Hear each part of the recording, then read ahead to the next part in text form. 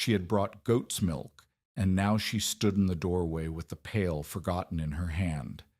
Inside, a man she barely knew crouched over a cradle, warming a cloth between his own palms before he dared lay it near the child.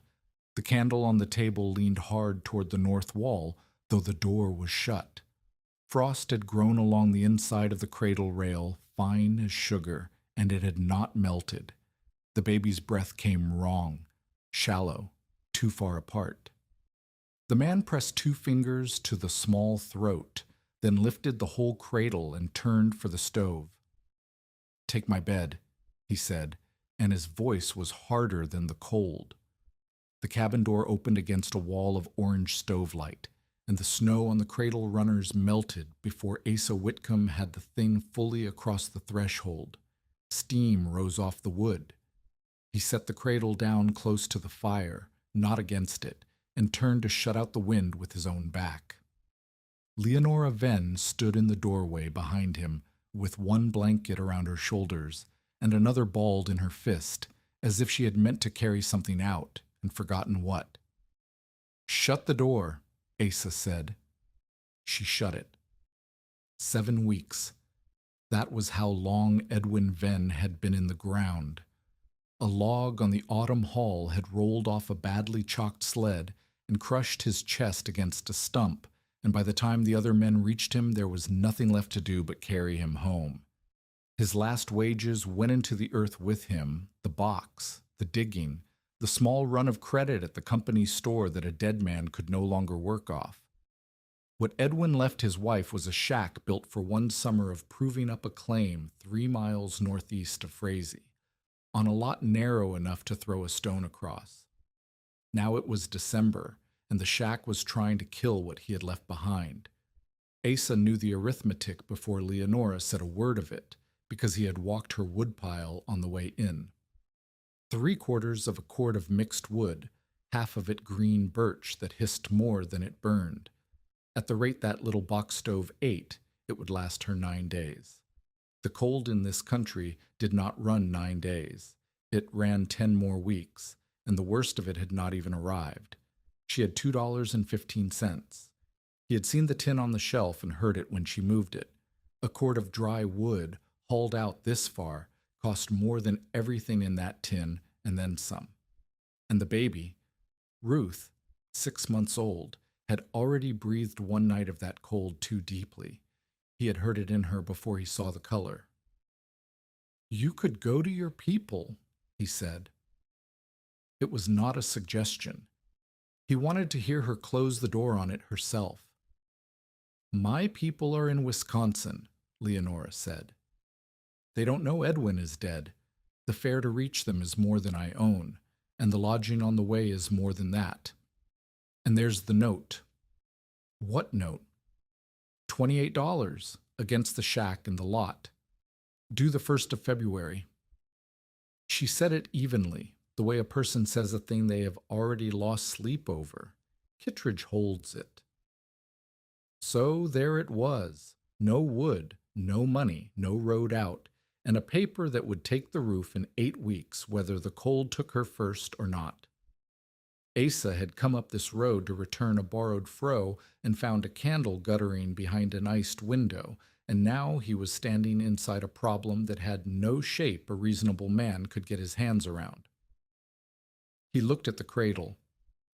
Frost had grown along the inside of the near rail, fine as sugar, and it had not melted even in the stove light. "Take my bed," he said. Leonora blinked. "You're my bed. I sleep beside the stove. Put the child against the inside wall, not the outside one. Don't argue with me while she's still breathing like that." The words came out hard, harder than he meant, because the only thing worse than being frightened was letting a stranger watch it. He heard how they landed. He did not soften them. She did not argue. He built the fire up until the little stove ticked, and he warmed a cloth in his hands first, and then laid it over the child, and then a second one, working the heat into her by degrees rather than all at once. He did not press the baby to the iron the way a panicked person would. He had learned better than that, and the learning had cost him everything a man could pay. There was a knock, and then the door came open without waiting, and Marit Lunde came in sideways with the wind, a covered pail in her mittened hand. "Goat's milk, still warm from mine," Marit said. She was a broad, plain-faced woman, mother of 3, the nearest thing this stretch of road had to a doctor. She took in the room in one pass. The melting cradle, the man crouched over it, the widow standing where she'd been told to stand. Marit had come meaning to help, and had already seen there was no room in her own cabin for 2 more mouths, and the shame of it sat on her face. "I'd take them home if I could fit them. I can't. I've 6 in a room built for 4 already." "Nobody asked you to," Asa said. He nodded at the milk. "Warm it slow, not on the plate, in the cup, in your hands first." Marit watched him warm the cloths and set them, watched him keep the child off the hot iron, and something in her settled a little. "You've done this before," she said. He had. He said nothing. The night passed. The baby's breath came back from wherever it had been going, and in the gray of the morning, when the wind had dropped enough to hear the trees crack, Asa went out to walk the shack in daylight, because he could not do a single useful thing until he knew exactly how bad it was. He was not alone. Alman Bissett had come up the road on the mill's business. Alman was the camp foreman, 54 years old, 31 winters in the northern camps behind him, and he had heard from Marit's boy that Whitcomb had spent the night at the Venn place. Alman did not walk the property gently. He walked it like a man pricing it for firewood. "One board between her and January," Alman said, rapping the wall with a knuckle. The sound was hollow and thin. "Half these joints stand open. You can see daylight through the north corner. No ceiling worth the word. The heat goes straight up into that roof and out. One pane cracked and stuffed with rag." He came around to the woodpile and towed it. 3/4 of a cord. She'd need 3 to see March, and that's if the stove were tight, which it isn't. He straightened and looked at Asa without unkindness, which somehow made it worse. "You want to help her. There's 3 ways, and you know them same as me. Chink the worst of the gaps. Buy her more wood. Or move her out before she freezes in it. That's the whole list." Every item on the list cost money Leonora did not have. Asa did not answer him right away. Instead, he went inside, and he lit a candle, and he shut the door, and he watched the flame. It leaned, not toward the door, where a man would expect a draft, but toward the north wall, steady, as if the wall itself were breathing the room out into the cold. He took a strip of loose wool and held it near the seam of 2 boards, and the wool did not fall. It pulled flat against the wood and stuck there, sucked tight by air moving through the crack. On the shelf sat the cup of goat's milk Marit had left. A rim of ice had formed around its inside edge overnight. The stove had burned all night. The cup had iced anyway. That was the thing Alman's list did not touch. It was not that the stove was too small. It was that the room threw away everything the stove gave it, faster than the stove could give it, straight through the walls and up through the roof and out every seam. A bigger fire would only mean a bigger fire feeding the same hole. Asa crouched by the cradle. In the daylight now, he could see what the stove light had hidden. A grayness around the baby's mouth. Faint, a color that did not belong on a living child. He had seen that color once before, on a smaller face, in a wagon, on a cold road 5 years gone. His wife had held that child against her the whole way, and it had not been enough, and neither of them had come off that road. He had never spoken of it at the camp. He did not speak of it now. But the color put a thing in him that was harder and steadier than pity, and it did not feel like charity, and he did not want it to. Alman had followed him in and stood watching. "So which is it going to be?" he said. "Gaps, wood, or the road?" "None of the 3. Asa said. He was still looking at the child. I'm not going to make the stove bigger. Then what? Asa stood. I'm going to make the cold stop reaching it. Almon frowned, because that was not on the list, and because it did not mean anything yet, not to him, not to Leonora, not even fully to the man who had said it. Asa did not explain because he could not, because he did not yet know the shape of the how. He only knew the direction, and the direction had come to him not in that shack, but in the memory the frost on the cradle rail had shaken loose, of another cold that a man had once taught him did not have to travel. He went to the mill. The Otter Tail Pine Mill sat below Frazi, where the water gave it power, and beside it stood a pile of sawdust 2 stories high, the mill's leavings, dumped and burned as fast as it grew. Asa walked past it first, and steam was rising off the pile where the damp inside had begun to rot and heat under its frozen crust. He put his hand into it and drew it back. Wet, heavy, warm with decay. Whatever that was, it was the wrong thing. Wet sawdust would carry cold straight through it and rot any wood it touched. He knew that in his hands before he could have said why. He almost turned back. Then he went into the ice room instead, the low log building where the mill kept the last winter's harvest. And there it was, a block of river ice from last February, still whole in December, kept under a foot of pale, dry planer shavings. Asa pushed his bare hand down through the shavings toward the ice, and the shavings were cool near the top and cooler farther down. But the cold of that ice did not come up through them to meet his hand. A foot away from a block of frozen river, his fingers stayed warm, and he was somewhere else. He was a younger man on a Great Lakes ice crew, and an old French millwright named Rolla Boudry had taken his wrist and pushed his hand down into the sawdust beside a summer block and said, "Feel that. Feel how little of it comes through." Asa had felt it, the resin smell, the fine dust working up under his sleeve, the tick of meltwater somewhere below finding a drain, and he had filed it away as a curiosity a man keeps and never uses. He was using it now. He pulled his hand out of the shavings and stood in the ice room and turned the whole thing over. The ice house wall did one job. It kept summer heat from reaching the cold inside. But a wall does not know which way the heat is going. The same packed foot of dry shavings that stopped July from reaching the ice would stop a January night from reaching a stove's warmth, would hold that warmth in the room instead of letting the room throw it away. He was not going to make more heat. He was going to build a wall the heat could not walk through and wrap the whole shack in it. Rolla Boudry was still in this country as it happened.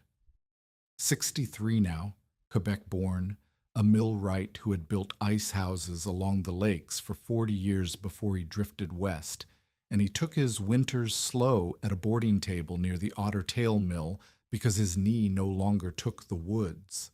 When Asa found him and told him the whole of it, the shack, the widow, the baby with the gray mouth, the wall he meant to build, Rolla did not tell him it was a fine idea. "You remembered a cold thing," Rolla said. "You want to build a warm thing." "Those are not the same building." He rubbed his knee. "Show me you understand the difference and maybe I help you." He made Asa prove it. He set 2 tin cups the same distance from the boarding house stove. One he left bare. The other he buried to its rim in a box of dry shavings. Then he made Asa touch them by turns, and the bare cup warmed fast, and the buried cup warmed slow. And Asa said, "There, you see, the shavings keep the heat out. That's wrong for me. I want the heat in." "Wait," Rolla said. He banked the stove down to nothing and made them both sit while the room cooled. And then he had Asa touch the cups again.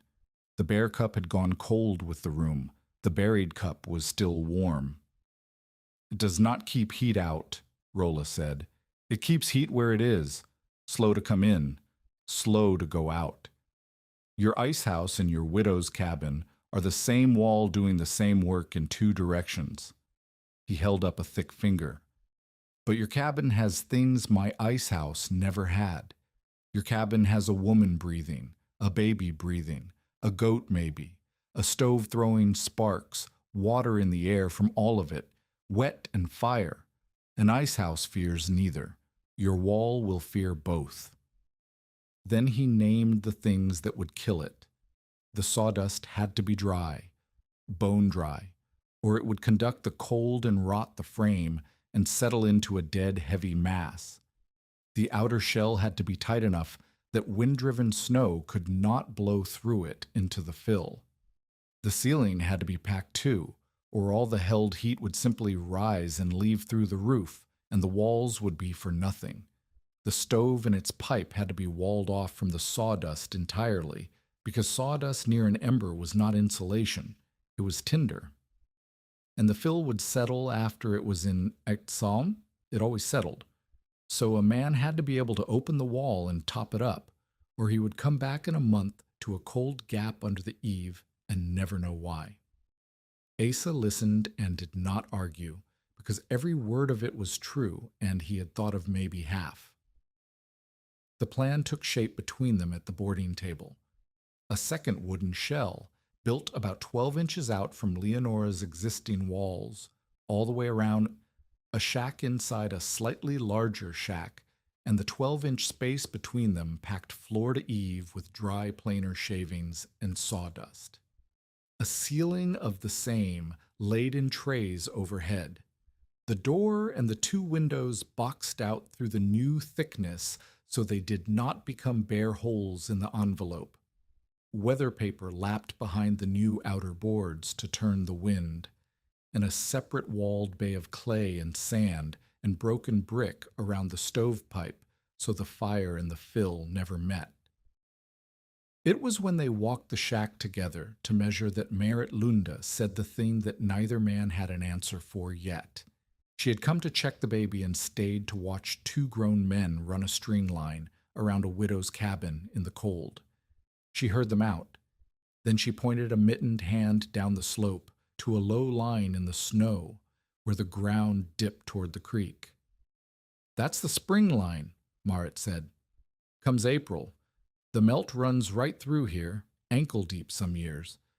You're going to pack the bottom of that wall full of wood shavings and set it down in the wet. First warm week, the melt soaks the bottom foot, and then you've got a wall full of sodden mush, drawing mice and rotting the sills, and she can't even see it happening because you've sealed it up behind boards." She looked at Asa steadily. "It'll keep her warm all winter and hand her a rotten shell in spring. I've watched sawdust go to muck. It's not clean the way you think." It was a good objection. It was the best one anyone had made. And it was Leonora, standing in her own doorway with Ruth against her shoulder, who answered it, not Asa, not Rolla. "Then don't set the fill on the ground," she said. "Raise the bottom chamber up off the sill so the melt runs under it instead of into it, and make the bottom board on each section come off by hand, not nailed shut, so I can open it after the thaw and put my own hand in and feel whether it's dry. If I can reach it, I can find the wet before it rots anything. A wall I can't open is a wall that lies to me." Rolla looked at her for a long moment. Then he looked at Asa. "She's better at this than you," he said, "and she's held a hammer for one day." That was the first time Asa saw Leonora as something other than a person he was trying to keep alive. But wanting to build the thing and being able to build it were two different countries, and the border between them was Orrin Kittredge, because none of it was free. Asa needed 6 wagon loads of dry mill shavings.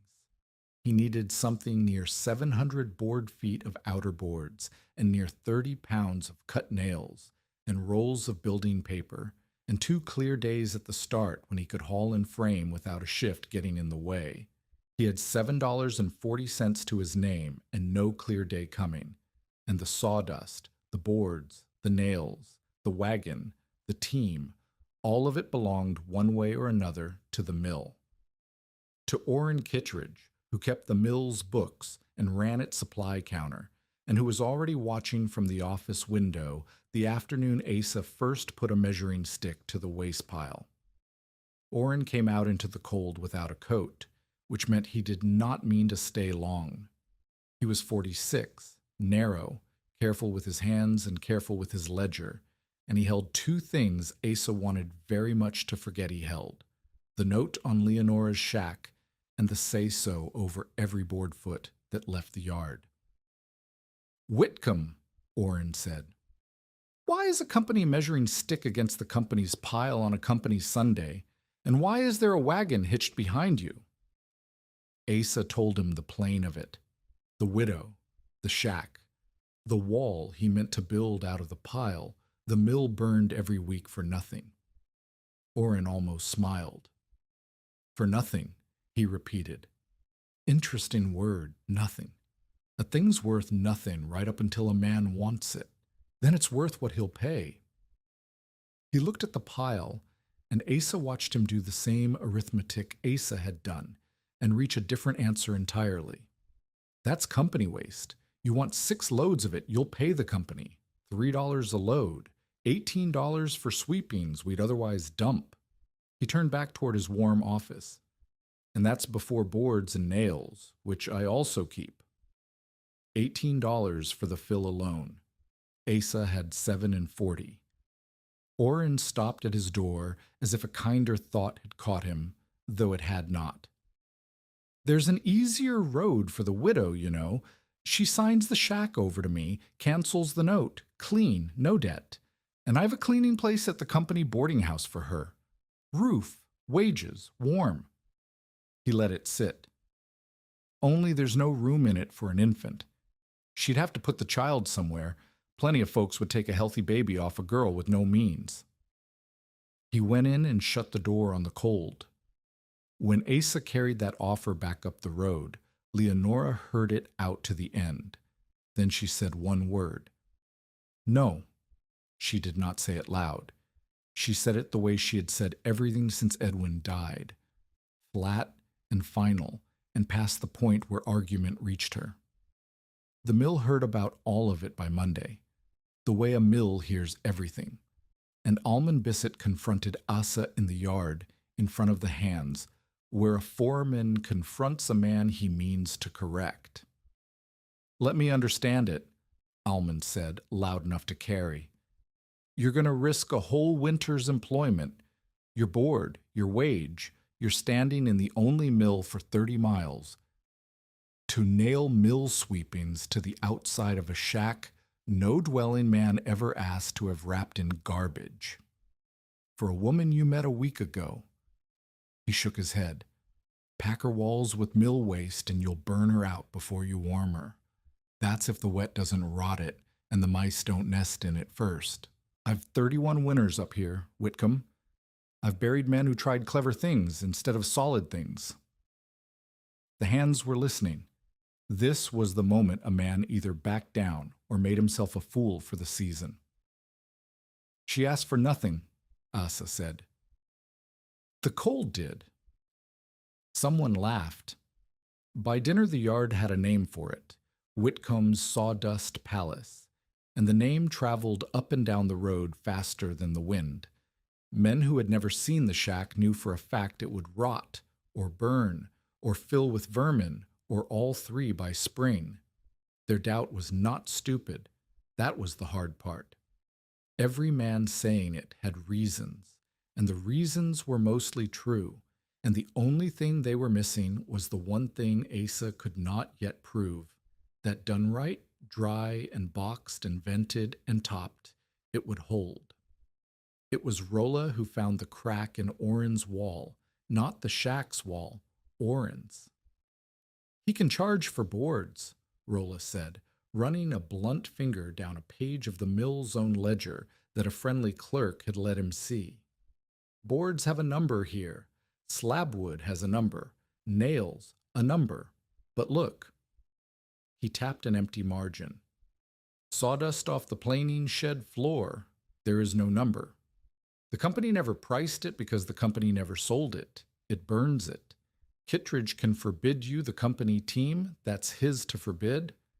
But he cannot sell you a thing the books say does not exist. And he cannot stop you hauling it if the team is not the company's. The team was the whole of it then. And Marit Lund, who did not trust the design and said so again to Asa's face, led a sway-backed old mare out of her own lean-to and handed him the halter anyway.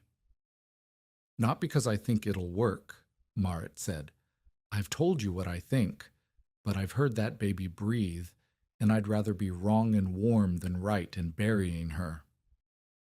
She held on to the halter 1 second past giving it. When it goes to muck in April, you'll not say I didn't tell you. No, Asa said. I won't. Tell us in the comments. Have you ever kept building something after a person with more power than you told you, in front of everyone, that the work was foolish? Because Asa Whitcomb had just staked a whole winter on it, and the man who held his wages was not finished with him yet. Orrin was not finished. When he understood that Asa had found a team and a loophole both, he did the one thing left to him. He shut the good lumber. No high-grade boards would leave the yard for the Venn shack, not one straight length. Asa could have culls. He could have the warped stock and the split-edge slabs and the mismatched ends that were themselves near to being sawdust. Build your palace, Orrin said through the clerk, out of the same trash you're stuffing it with. Asa took the coals. He had no choice, and a warped board nailed with enough care and enough paper behind it would turn a wind almost as well as a straight one. Almost.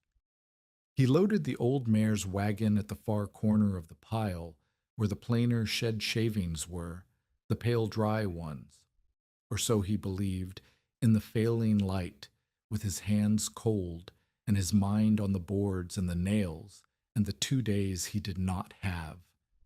He drove the first load the 3 miles up the road in the dark. Rolla rode beside him. Leonora had a lantern in the window and the stove up, waiting, and Marit had stayed to hold the light while they unloaded, because whatever she thought of the wall, she was not going to let a man work blind. Asa pulled the mare up short of the shack. He set the brake. He climbed down into the snow, went to the tail of the wagon, and cut the rope on the load. And even in the lantern light, before Rolla said a word, Asa felt it come off the pile against his face. Warmth, and under the warmth, damp. He put his whole hand into the load and closed it, and the shavings did not spring apart and whisper the way dry ones should. They packed into a cold, wet clot and held the shape of his fist and clung and would not let go. The first load, Alwal, the load he had driven 3 miles in the dark, the load that had cost him a borrowed mare and a loophole and his standing in the yard, was wet clean through. He could not put one handful of it in the wall. Rolla climbed down slower than Asa had, favoring the knee, and plunged his own arm into the load to the elbow. He drew it out and turned the sleeve to the lantern. Wet shavings clung to the wool in dark clumps and would not shake loose. You reached into a pile in the dark, and you took what your hand fell on, Rolla said. He was not scolding. He said it the way a man names a mistake so it will not be made twice. The pile has a wet heart, always. The rot in the middle keeps it warm, and the warm draws the damp up. The dry is only the skin of it, the top and the sun side. You took from the shady edge where the skin was thin. He let the clumps fall. Put this in her wall and it does 3 things. It carries the cold through instead of stopping it. It settles into a dead weight that drags the frame, and it holds against her sills until they rot. Marit would be right in April, and it would be your fault, not the sawdust's. Then what do I do with a wet load I've already hauled 3 miles? Asa said. His voice had gone thin. The 2 days he did not have were already leaking out the bottom of the first night. You do not throw it away, Rolla said. You dry it. He pointed his chin at the lean-to where the goat stood watching them with its yellow eyes. Under a roof, spread thin, off the ground, and you leave it a day or two and the frost pulls the water out of it. But it is a day or two you are spending on a load you should not have taken. He put his hand on Asa's shoulder once and took it off. That is the cost of hurrying in the dark. Tomorrow we go in daylight, and I show you where the true dry is and how to know it without your eyes. They shoveled the wet load out under the lean-to roof and spread it thin across boards laid on stones, and it was past midnight before they finished, and the mare had to be walked back cold. Half a working day gone, and not one shaving in the wall, and the mill shift waiting at dawn. In the gray morning, Rolla took Asa not to the great pile, but to the planing shed, where the fine dry curls came off the finish planers and drifted into a bin against the wall, above the floor, out of the weather. He scooped a double handful and held it out. Now, close your hand on it, hard, then open. Asa did. The shavings sprang back apart the instant his fingers released them and made a sound doing it. A dry, brittle whisper, like a small fire catching. That, Rolla said, that is the sound of dry.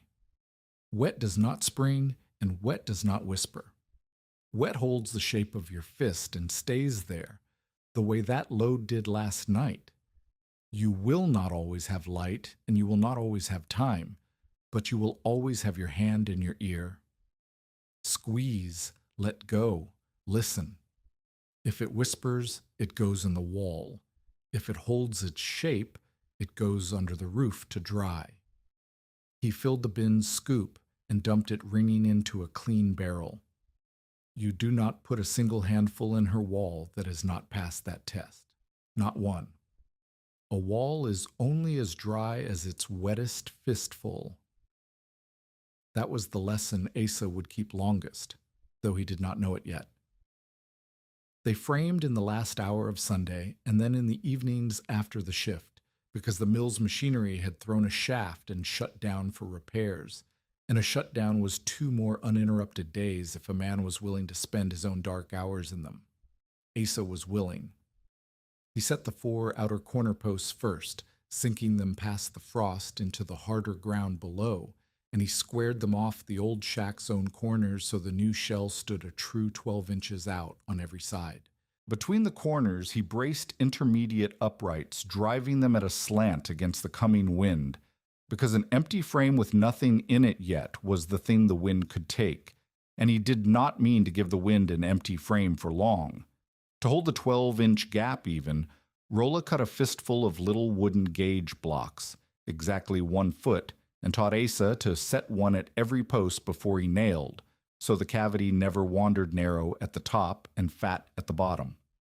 Leonora worked the paper. Rolla had shown her once, and she needed it shown once. She cut the building paper into sheets and lapped each one down over the one below, like shingles, so any snow that drove behind the outer boards would run down the paper and out at the sill instead of in through a joint to the fill. Where the door and the 2 windows would box out through the new thickness, she sewed sleeves of heavy burlap to bridge the gap, so the fill could not spill out around the openings into the room. She measured twice and cut once and did not waste a foot of paper, and Rolla watched her a while and said nothing, which from Rolla was the whole of his praise. The rule they held to was this: the outer shell did not go up all at once. It rose in sections, 1 bay at a time, and the moment a bay was closed on 3 sides they filled it, dry shavings shoveled in, tamped down with a smooth pole, checked for hollow spots by the sound of the pole, and only then boarded shut. An empty finished wall was a sail for the wind. A filled one was a wall. So the work went bay by bay, framing and filling in the same breath, up the height of the shack in 3 chambers, so that no single fall of sawdust ran the whole 8 feet and packed itself dead at the bottom. It cost. By the second night, Asa's palms had split under the old calluses and wept into his mittens, and the fine dust worked so far down his throat that when he spat in the snow, it came up streaked dark, and he was sleeping less than 4 hours before the mill or the wall took him back. Leonora carried baskets of dry fill up the ladder until her shoulders bruised through her coat, and she would not be sent inside, though Asa barred her from the platform whenever Ruth was on her hip. Rola's knee swelled through the second day until he could no longer take the ladder at all, and after that he taught from the ground with his cane pointed up at the work, which was its own kind of hard for a man who had built 40 years of walls with his own 2 hands. And it was slow. That was the thing the yard's laughter never reckoned with, and the thing Asa reckoned with every hour. First evening, 2 corner posts standing and 40 feet of paper cut and lapped. End of the first full day. 3 of the 4 walls framed, and only 2 loads of the 6 sorted and dried enough to trust. The north gable stood open to the sky. The ceiling trays had not been touched. 4 loads still to haul, and everyone to be tested by the hand and the ear before a scoop of it went aloft, and the mill's shaft would be mended soon, and the stolen evenings would end with it. On the second dusk, Rolla laid his palm flat against the finished face of the north wall, where the first bays stood filled and boarded, and held it there a long moment with his eyes shut. When he took his hand away, he almost smiled. "No air moving," he said. "Not a breath. Whatever else, we have stopped the wind reaching her. That much is done and done right." Then he looked up, past the open gable, past the untouched roof line, to the west, where the sun had gone down behind a low bank the color of old iron. Asa had lived enough winters in that country to know the color too. It was the color the sky turned when the deep cold was coming, and coming fast, and not on any man's schedule but its own. Half the walls open, the whole ceiling bare, 4 loads still on the far side of the mill, and the sky already the wrong color, with the note due the 1st of February, and the fill not yet high enough to save anyone from anything. "How long?" Asa said. Rolla did not take his eyes off the west. "Not as long as you need," he said. "Not as long as you need." Rolla's words sat in Asa's chest all through the 3rd day, and the sky did not take them back. The cold came down out of the northwest a degree at a time, and each degree was a thing Asa could feel in the nail heads through his mittens, and hear in the way the snow squeaked instead of crunched underfoot. Squeaking snow was cold snow. Every logger in that country knew it, and every logger in that country knew what came behind it. So they built faster, and Rolla made them build slower. That was the whole argument of the next week, played out over and over at the foot of the ladder. Asa wanted to ram the fill in hard and full and be done, because done was the only thing that would save the child, and every hour open was an hour the cold was winning. Rolla would not let him. "You aren't building with earth," Rolla said the first time he caught Asa driving the tamping pole down with his shoulder behind it. He took the pole out of Asa's hands. "You crush out every little pocket of air in there, and you lose the very thing you came for. It isn't the wood that stops the cold. It's the 1,000 small rooms of trapped air between the wood. Pack it dead, and you've built yourself a wall of nothing but wood, and wood carries cold. Pack it even and gentle, and you've built a wall of air the wood only holds in place. He set 2 small boxes on the sill to prove it, the way he proved everything, and filled one loose and one crushed hard, and buried a heated iron bolt in each.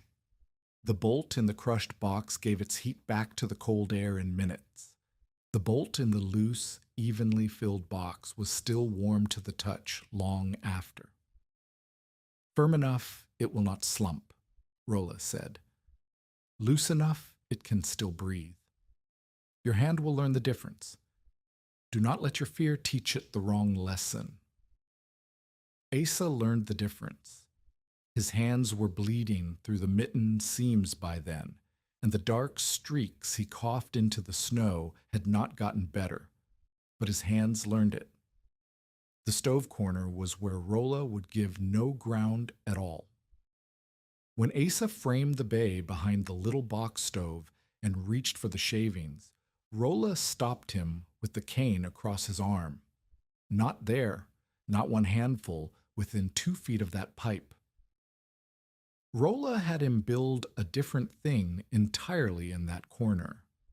A bay walled off from the fill with clay and river sand and broken brick hauled up in the wagon's last trip, and a sheet of iron hung with an air gap between it and the wood, so no heat could soak from the pipe into a board and smolder there through the night. This is the difference between your ice house and her home, Rolla said, packing the clay with his thumbs. Ice never threw a spark. A stove does nothing else. Dry sawdust and a live ember in the same wall is not a warm house. It is a slow bomb with a family sleeping inside it. You build the fire its own stone room, or you do not build at all. It was that bay Almon Bisset found him at on the 5th day, when the foreman came up the road to see how far the fool had gotten. Almon watched Asa hang the sheet iron and pack the clay and set the broken brick, and he was quiet a long time, which for Almon was not his habit. He had come to reinforce a verdict. He walked the north wall and rapped it and heard no hollow. He put his hand near the finished bays and felt no draft leaking. And when he came around to the stove corner and understood what the clay and iron were for, something moved behind his face that he did not want moving there. The fire detail, Almon said at last, grudging every word, is less foolish than I expected. He would not say more, but he did not say the rest of what he'd driven 3 miles to say either, and he went back down the road with it unspoken. They divided the height of each wall into 3 chambers so the fill could not fall the whole 8 feet and pack itself dead at the bottom, and Rolla marked a line beneath the eave in every bay with a bit of charcoal and hung a small covered port there. It will settle, he told Leonora, because by now he told Leonora the things he wanted remembered, having learned she was the one who wrote them down. Wagon shook it loose. Hammering shook it looser, and the first weeks of cold and warm will shake it down a hand's width more. When it settles below this charcoal line, you open the port and you pour more in. A wall you cannot feed is a wall that starves without telling you. He looked at her ledger. Mark the height of every bay tonight. Mark it again in a month. The wall will tell you the truth if you keep count. Leonora marked every bay. By the end of the 2nd full day, all 4 exterior walls stood, and 2 bays were filled and boarded. By the 4th evening, the lower chambers were complete all the way around, raised off the sill the way Leonora had insisted so the spring melt would run under instead of in.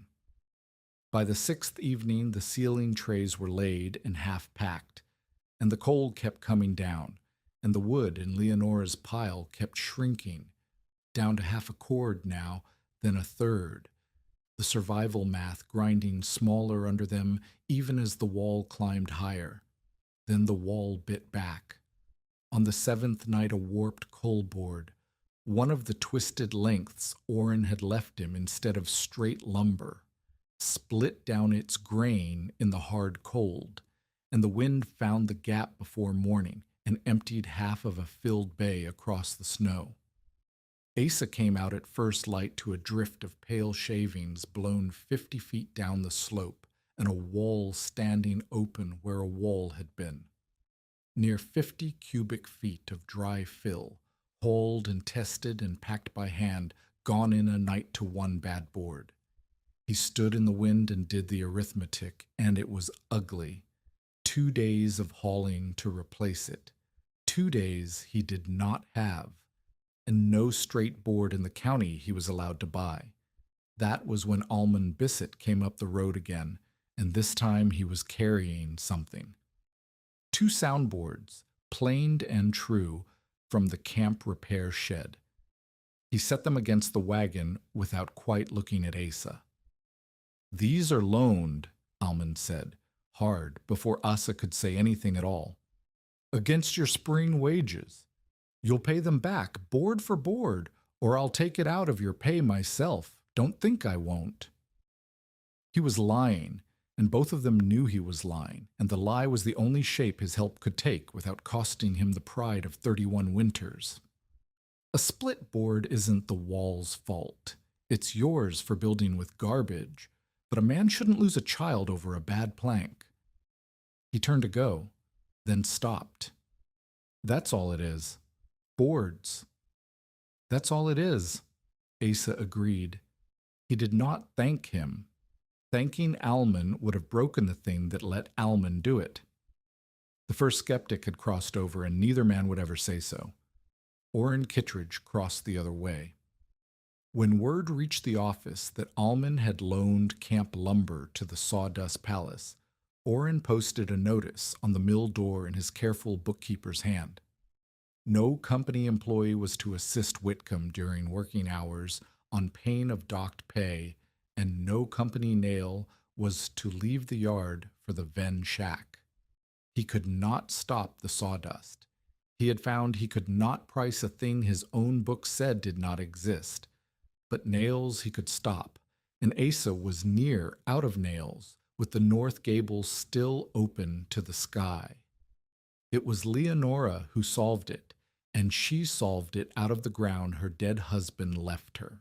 She went to Edwin's tool chest, which she had not been able to open since the burial, and she opened it, and under the top tray she found what a careful man saves: 21 pounds of good-cut nails, sorted by size in tobacco tins, put by against a rainy day that had come at last in the worst possible way. Marit Lunde carried over a small keg more, left from a barn repair, and set it down without a word about whether she thought the walls would hold. Between the dead man's savings and the doubting neighbor's keg, there were nails enough to close the gable. The bond between Asa and Leonora set in those weeks the way the clay set around the stovepipe, slow and under pressure, and stronger for it. But it did not set the way pity sets. It set the night Leonora found Asa asleep on his feet against the half-filled west wall, the tamping pole still in his fist, and instead of covering him with a blanket, or thanking him, or any soft thing, she put her ledger in his lap and woke him and showed him a column of figures. "The west wall took 11 baskets more than the east," she said. "Same size, same fill, same tamping. 11 baskets more went in, and it should have been the same." She held the lantern to the page. "Either I can't count, or there's a hollow in there we packed around without knowing. A void. Right about here." She touched the boards low on the wall, beside a brace. Asa came fully awake. A void was a channel for the cold, a cold river running down inside the very wall built to stop it, and it would never have shown on the outside, and never have shown to the hand, and would have quietly bled the room warm all winter, except that Leonora had counted her baskets, and the baskets had told the truth the boards were hiding. They pried the low board off beside the brace, and there it was, a cavity under the timber where the fill had bridged across and left a hollow the size of a water bucket. They filled it by hand, board back on, and the wall was whole. Asa looked at her across the lantern for a long moment. "You saved that wall with a column of figures," he said. "A wall I can't count is a wall that lies to me," Leonora said.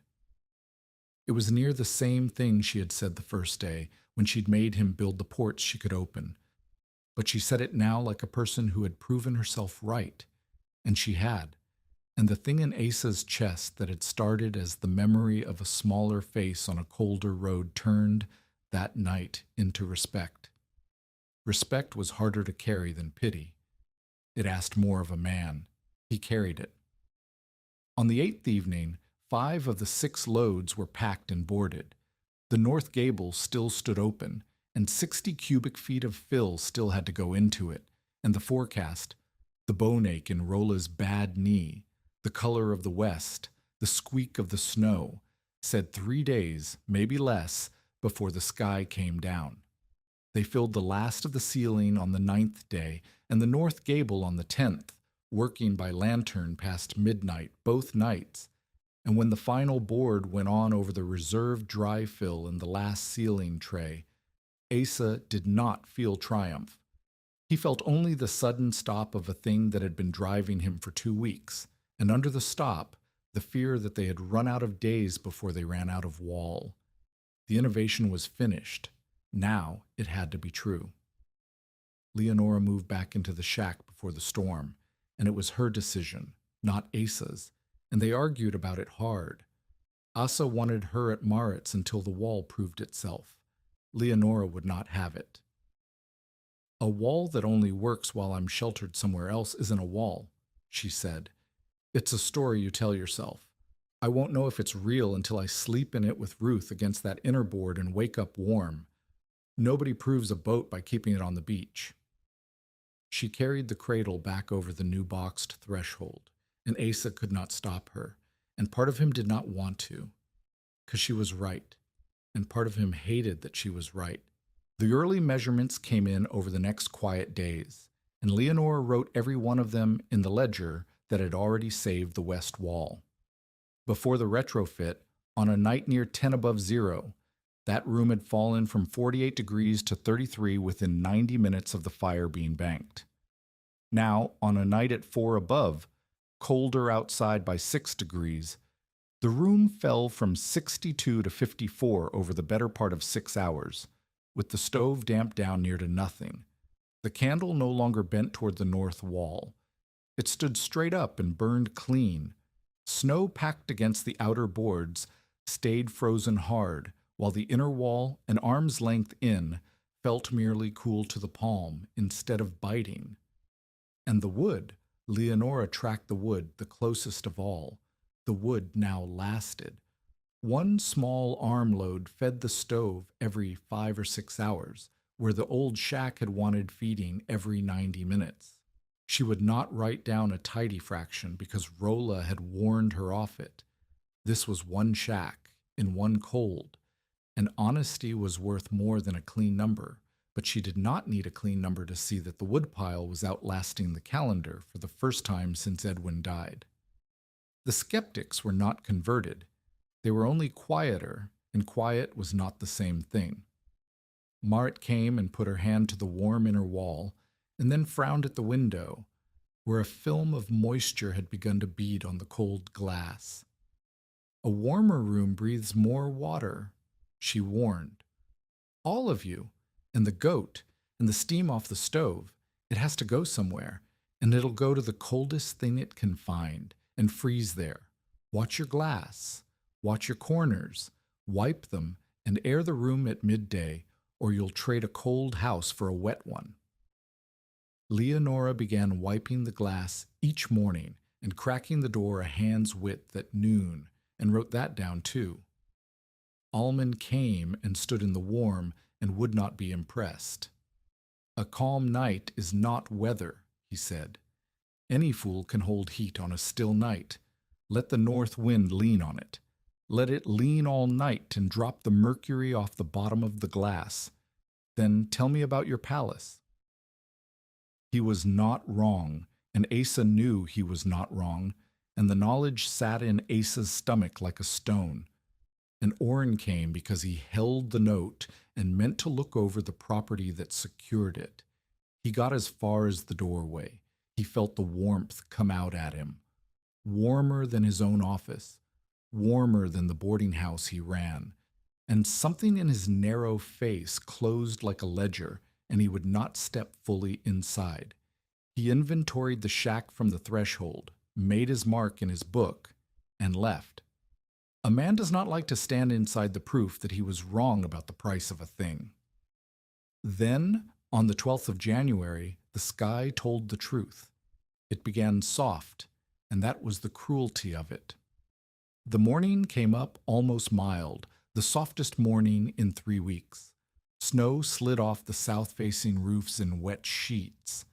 At the camp, men working the yard unwound their scarves and pushed their caps back and said it might be a January thaw, and a few of them laughed with the relief of it.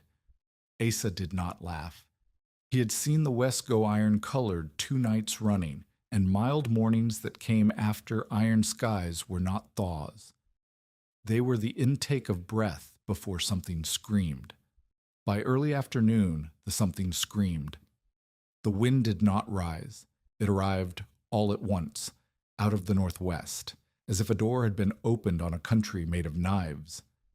The temperature did not fall so much as drop through the floor of the glass.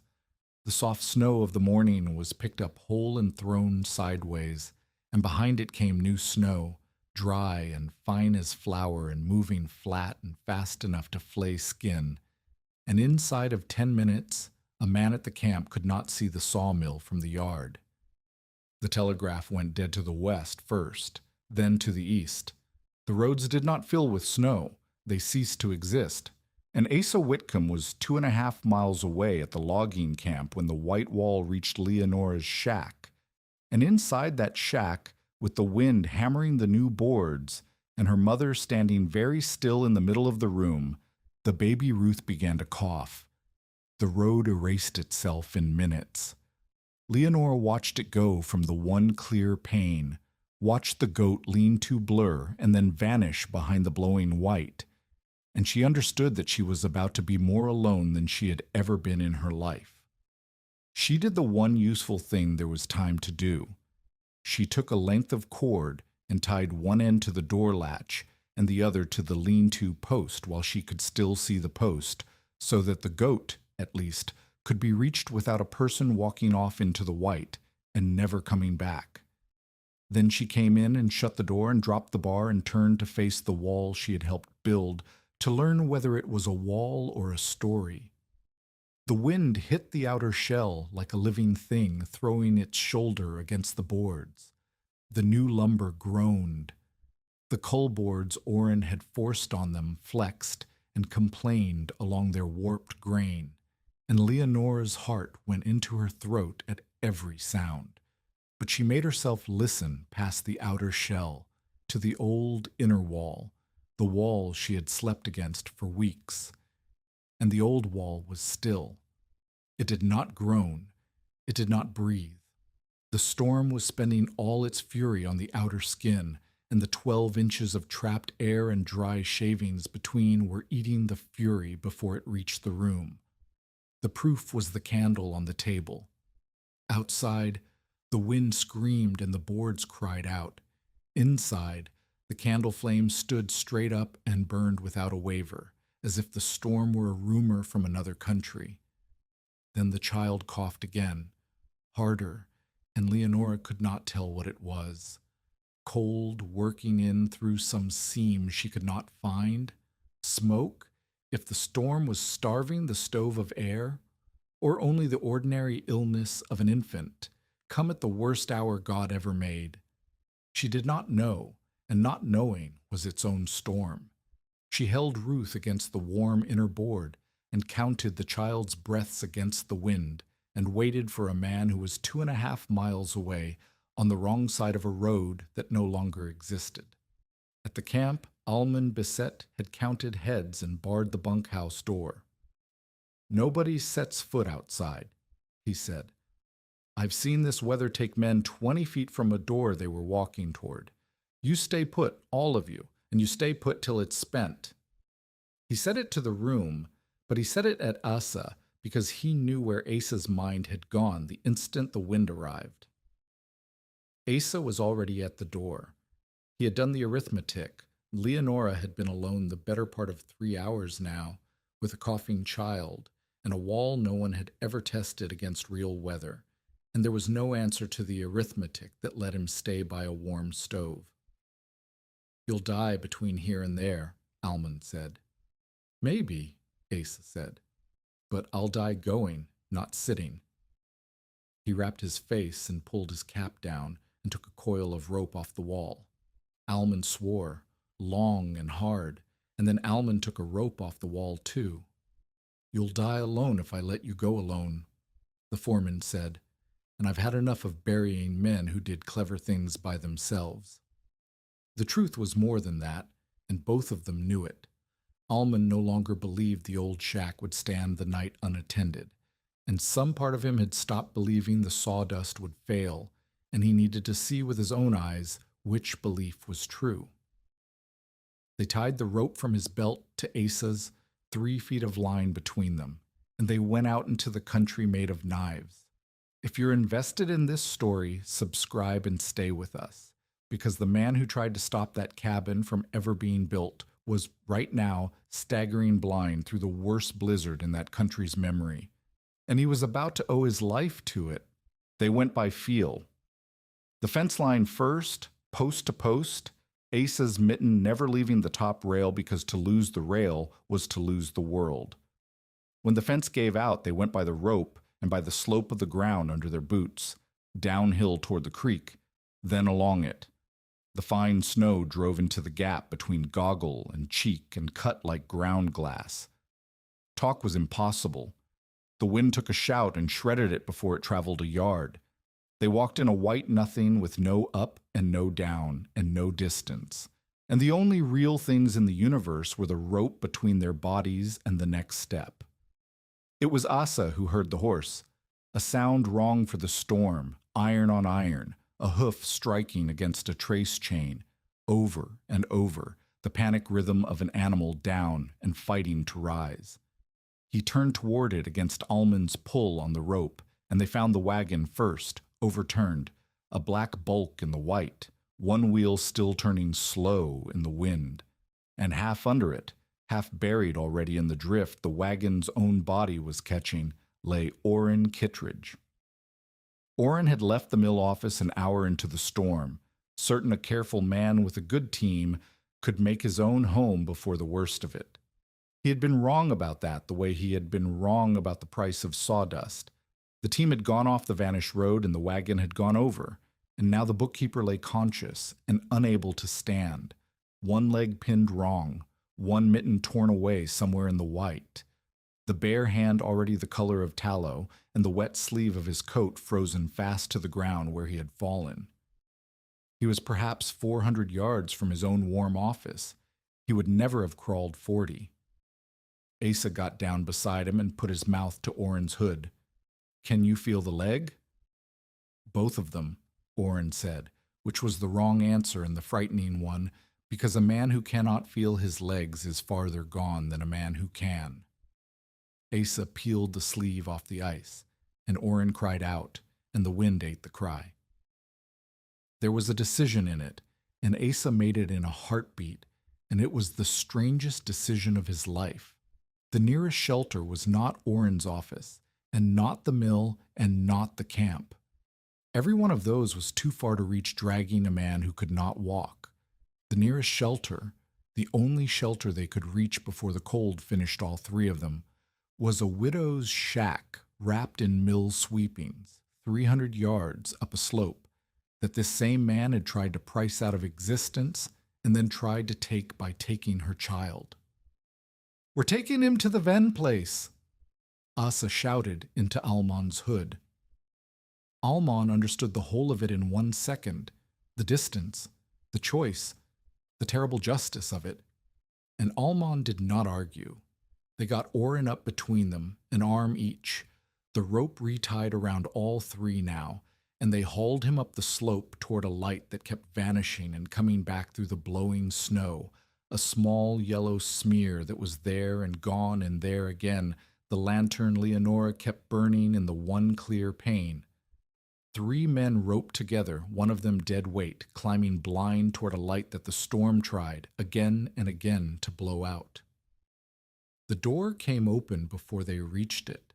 Leonora had seen the shapes against the light, and she and Marit Lunde together. Marit had fought her own way over an hour before, with her 2 youngest bundled and roped to her waist, unable to bear the thought of the widow and the baby alone in an untested house. The 2 women threw the door wide and then threw their weight against it to force it shut again once the men and the wind were both inside. The wind slammed off. The sudden quiet was its own kind of shock. 7 people now, in 12 by 16 feet. Leonora and Ruth, Marit and her 2, Asa, Alman, and Orrin Kittredge, laid out on the floorboards near the stove. The thermometer Leonora had nailed by the inner wall read a little past 61 degrees.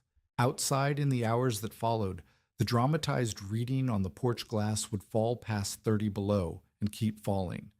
Between those 2 numbers stood 12 inches of dry sawdust and a wall of trapped air. Asa did not put Orrin's frozen hand against the hot stove, though every panicked instinct in the room screamed to. He remembered Rolla beside a summer ice block, and he remembered the smaller lesson buried in the larger one, that frozen flesh warmed too fast is flesh destroyed. And so he warmed Orrin the way he had once failed to warm his own son, by degrees, with cloths heated in his hands first, then warmer ones, working the life back into the gray fingers slowly, while Orrin gasped and swore and wept with the pain of feeling returning, which was the good pain, the pain that meant the hand would keep. And Orrin, flat on his back on the floor of the shack he had tried to take, stared up at the candle on the table. It did not move. Outside, the worst storm in living memory was tearing roofs off houses and killing men within sight of their own doors. Here, an arm's length from a wall of garbage, the candle flame stood as straight and still as a candle in a church. Orrin looked at it for a long time and said nothing, because there was nothing a man could say that the candle had not already said for him. They were not safe yet. They were only alive so far. The first new threat came up through the floor of the storm itself. A drift had built against the leeward side of the shack, high and fast, and it had reached the lower air opening that fed the stove its draft, and the stove, starved, began to smoke. A thin blue haze gathered at the ceiling. In a sealed room with 7 pairs of lungs, a smoking stove was not discomfort. It was a slow killer, quieter than the cold, and just as final. It was Leonora who caught it, and she caught it the way she caught the void in the west wall, by knowing her own house better than fear did. She saw the candle flame change first, saw it start to lean and gutter where it had stood straight all night, and she knew from Rolla's teaching exactly what a leaning flame meant. The fire was reaching for air it could not get. She did not wake Asa, who was still working Orrin's hands.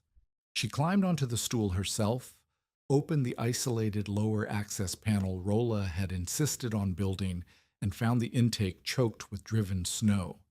She cleared it with the goat tether pole, drove the pole through the packed drift until she felt it break into open air, and then cracked the window on the opposite wall a bare inch, just long enough to let the room breathe and the stove pull. The haze thinned. The candle stood straight again. The flame told her when it was done, the way it had told her when it began. Asa looked up from Orrin's hands and saw what she had done, and he understood that he had not solved this one. She had. The wall was not one man's wall anymore, and it never had been. The storm's last blow came against the wall itself. Near the middle of the night, a gust came that was worse than all the gusts before it. Asa felt it coming in the way the whole shell leaned, and it caught the split-prone west shell where the coal boards were weakest and it pulled 2 nails clean out of the outer face with a sound like a shot. The board bowed inward. The dry fill behind it began to compress and shift, and Asa knew that if the board tore free, the wind would empty that bay in minutes and drive a spear of 30 below air straight into the room full of children. He could not go outside to fix it. To open the door into that wind was to lose the room. He had to brace it from within, and he had nothing to brace it with. No timber, no post, the wall too high to hold with his hands. Then he saw the bed, the bedstead, his own bed, the one he had carried up this road weeks ago, the one he had shoved at a frightened widow with 4 hard words because tenderness was a language he had lost on a cold road years before. He wrenched it up on its end, jammed the foot against the floor joist and the head against the bowing board, and threw his own weight and almonds behind it, and wedged it there, a stiff, diagonal timber of oak holding the wall against the worst wind of the century. He held it, and Almond held it, and the two of them stood braced against the bed, against the wall, against the storm, until the great gust finally passed, and the board eased back and the fills settled and held. The bed Asa had surrendered to save the child was now, physically, the thing holding the house together. He did not have the words for that, and he did not try to find them. He only leaned on it and breathed. And through the rest of that long night, the wall did the one thing it had been built to do. The stove burned low to middling, no more, and the thermometer by the inner wall wandered between 58 and 64 degrees, and it stayed there, through the smoke scare, through the door thrown open twice, through 30 and then past 30 below on the other side of the boards. The north inner wall showed no frost, not a crystal. The room ate perhaps a third of the wood the old shack would have devoured in the same hours. Leonora watched the pile and could hardly believe it. The fill settled 2 inches beneath one refill port, but it settled to a hand above Rola's charcoal line and no further. And in the middle of the night, when the wind dropped for a breath, the room fell so quiet that Leonora could hear the one sound she had prayed for through the whole storm. Ruth's breathing, no longer catching and rough, but slow and deep and easy against the warm inner board. She wept then, once, quietly, and no one said anything about it, because there was nothing to say that the breathing had not already said. The wall held, but the storm had not come only for them. At first light, when the wind finally spent itself and left a country buried and blue-white and terribly silent, the searchers went out, and the searchers did not come back with only good news.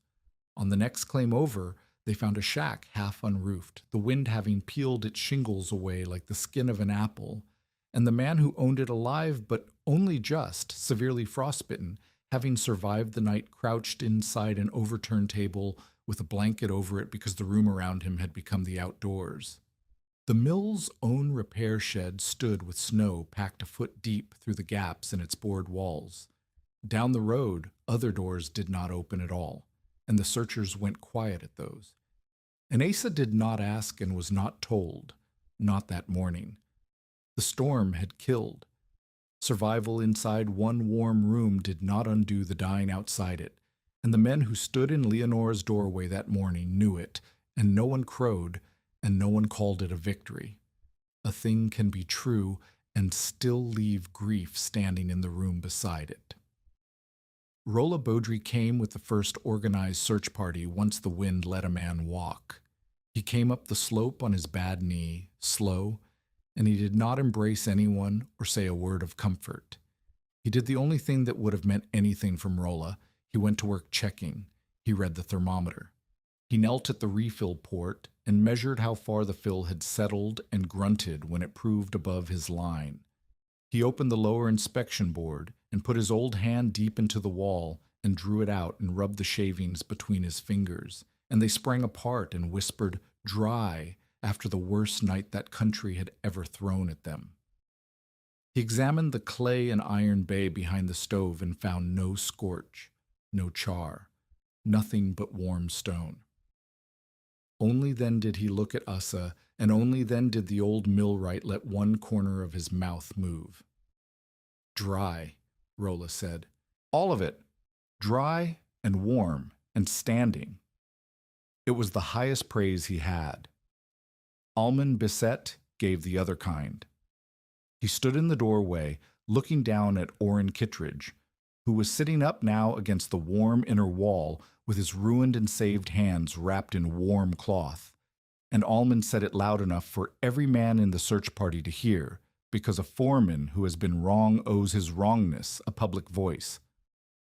I said the waste would burn her out before it warmed her, Almond said. I said it in the yard, in front of you all, and I was as sure of it as I've been of anything in 31 winters. He nodded down at Orrin's bandaged hands.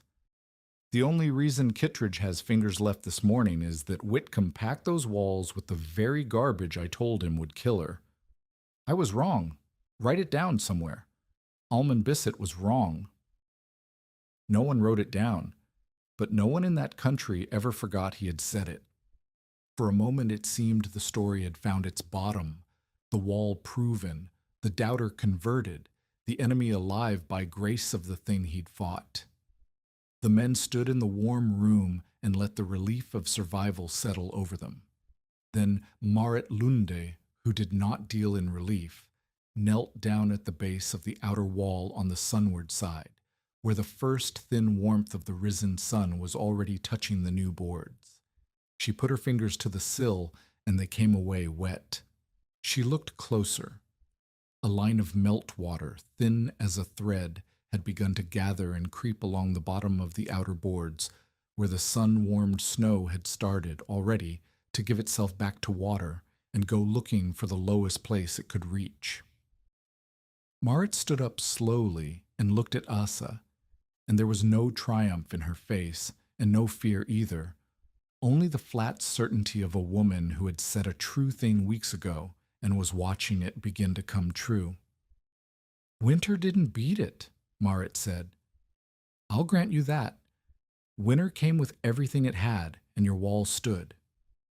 She wiped the meltwater between her fingers. But winter was never the one I warned you about. Spring still might. By the second morning, the wind was only wind again, and the country lay buried and blue and quiet under a sun that gave light without warmth. The searchers had counted their dead and their living, and the living came, one by one, up the road to the shack that had held. They did not come to give thanks. They came because they had spent the worst night of their lives fighting a cold that a widow's garbage wall had simply refused to let in, and every one of them had the same question behind their eyes. How? Leonora answered it before anyone thought to ask her instead of Asa. She did it with the ledger. While the men were still standing in the road describing the storm to each other, Leonora sat at her own table and laid 2 columns of figures side by side. The wood she had burned the week before the wall was built, and the wood she had burned the week the storm came through, even allowing for the difference in weather, even weighting it in the old shack's favor. The second column was 1/3 the size of the first. She turned the book around so the men could read it. That's not a feeling, she said. That's not a story about a warm night. Those are the armloads I carried to that stove with my own hands, counted and written down as I carried them. You can argue with a feeling, argue with the count. No one argued with the count. Rolla Beaudry gave the other half of the proof, the half a ledger could not. He went over the whole shack in front of them, slow and public, the way a man reads a verdict.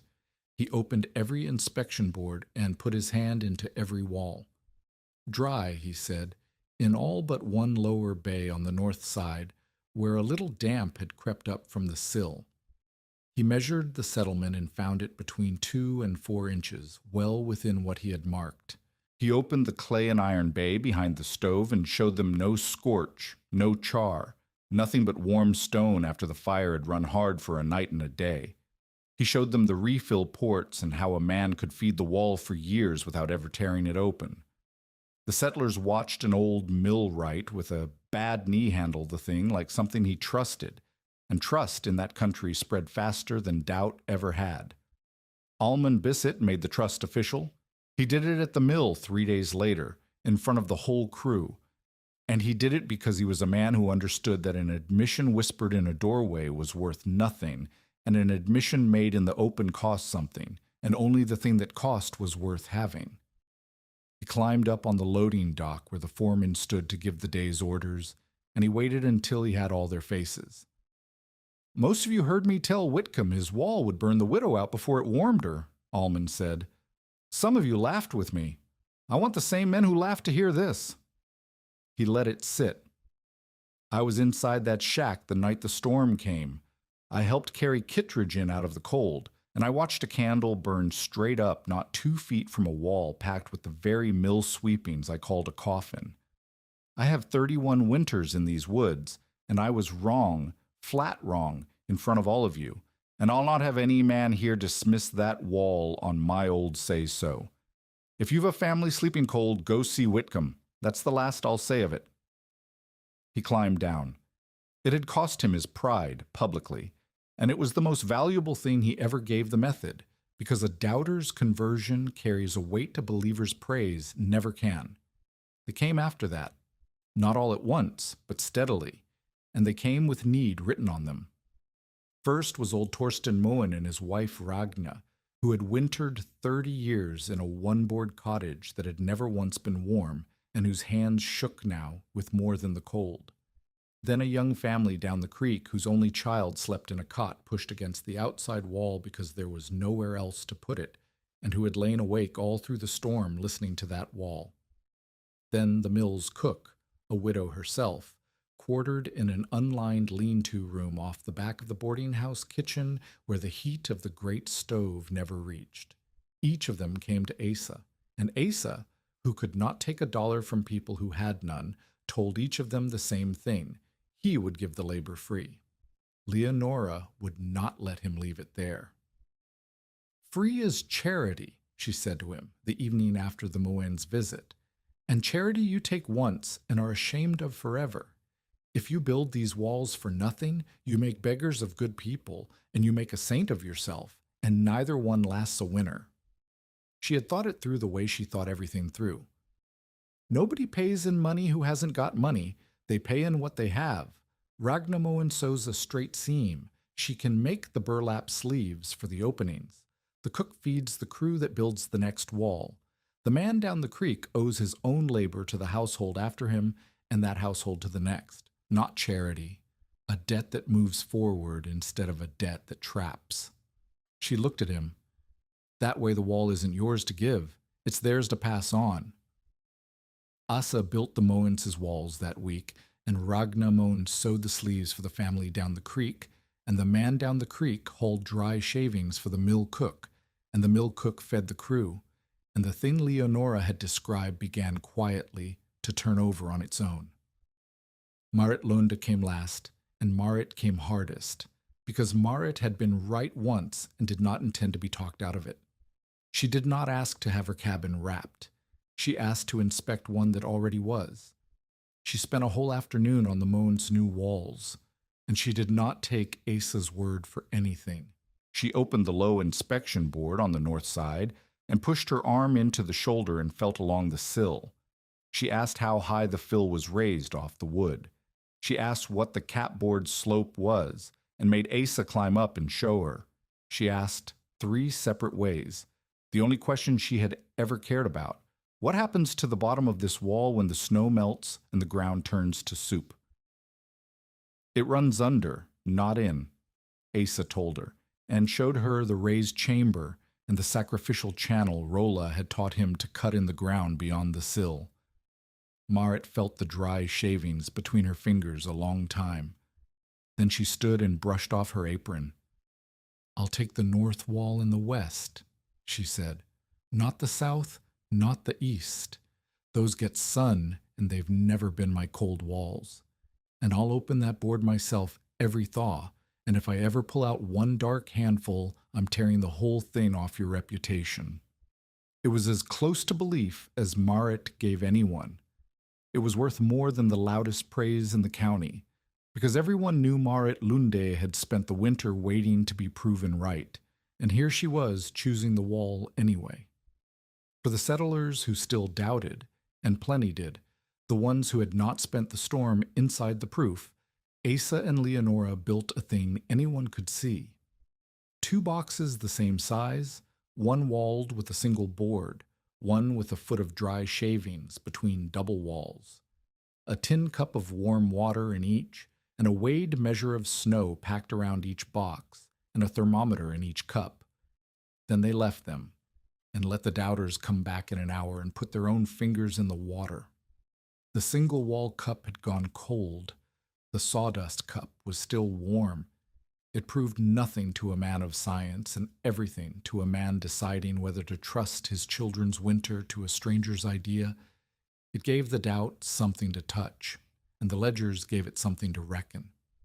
Leonora could show a doubting man the plain arithmetic of the choice in front of him. A family that took Almond's old advice and simply bought more wood might lay in 3 cords at the going price and the hauling, spend the better part of a season's wages on it, and still be feeding the stove every 90 minutes, and still run short before March if the cold ran long. A lined cabin cost a few days of borrowed labor, a wagon of waste the mill burned anyway, and a keg of nails, and then it burned 1/3 of the wood every winter after, for as long as the family kept the fill dry. One was money spent and gone up the chimney by spring. The other was a cost paid once that kept on paying the family back. Put that way on paper, in a widow's clean hand, the sums did more converting than any candle in a church. Orrin Kittredge could not touch it, and it ate at him. He had walked out of that shack alive on hands that still worked because of the wall, and gratitude was not in his nature, but fear was, and what he feared was becoming unnecessary. A mill bookkeeper's power came from holding what people needed, the credit, the boards, the nails, the say-so, and here was a widow handing out warmth for the price of a moved debt, using waste he had tried and failed to charge for. He struck back the only way a ledgerman knows how. He announced, by notice on the mill door, that henceforth the removal of sawdust from company ground would carry a fee of $1 the load, payable in advance, and he moved the date on Leonora's note quietly in his own book, pulling her $28 deadline forward, betting she could not pay, and he could take the lot for the timber road he still wanted to run across it. Leonora did not go to Asa about it. She opened her own ledger and did arithmetic. She could not stop Orrin charging for sawdust, but she could sell the one thing Orrin could not, knowing how. She began to charge the households a small, fair fee, not for labor, which stayed reciprocal, but for the measuring, the planning, the drawing of the wall to fit each cabin, and the record-keeping that told a family when to feed the wall and where to look for damp. She measured the Moens cottage and the cook's lean-to and 3 cabins down the creek, and she wrote each a plan and a fuel book of its own, and she charged for it, and it was honest work honestly paid. Within a month she had earned enough to walk into the mill office and lay the first payment on her own note across Orrin's counter, in coin, and watch his face while she did it. She had come into that winter a rescued widow. She walked out of that office a woman who sold a trade. The checklist came out of all of it. Asa's hands, Rola's 40 years, Leonora's counting. The 3 of them set it down together one evening, so that no wall would ever again be built on memory and hope. Dry fill only, tested by hand and ear. Weather paper lapped downward on the outside, the stove and flue in their own stone and iron bay, never touching the fill. A refill port under every eave, the lower chamber raised off the sill, and the rule Leonora added and would not bend on. No hidden wall without an inspection board a person could open and reach through, because a wall you cannot check is a wall that lies. Rolla dictated, Asa built to it, and Leonora copied the whole of it into the front of every household's fuel book in her clean school teacher's hand. It should have been the end of the trouble. But a wall is not finished the day it is built. A wall is finished the first time the season it was built to fight comes back around Brassert and the season that Marit Lunda had warned them about was not winter. At the first true thaw, Leonora went out to the north wall and opened the low inspection board, the one she had insisted every wall must have, and put her hand into the fill the way she had taught a dozen families to do. The shavings at the bottom were dark, and they held the shape of her fist and would not spring back. She did not panic, and she did not run for Asa.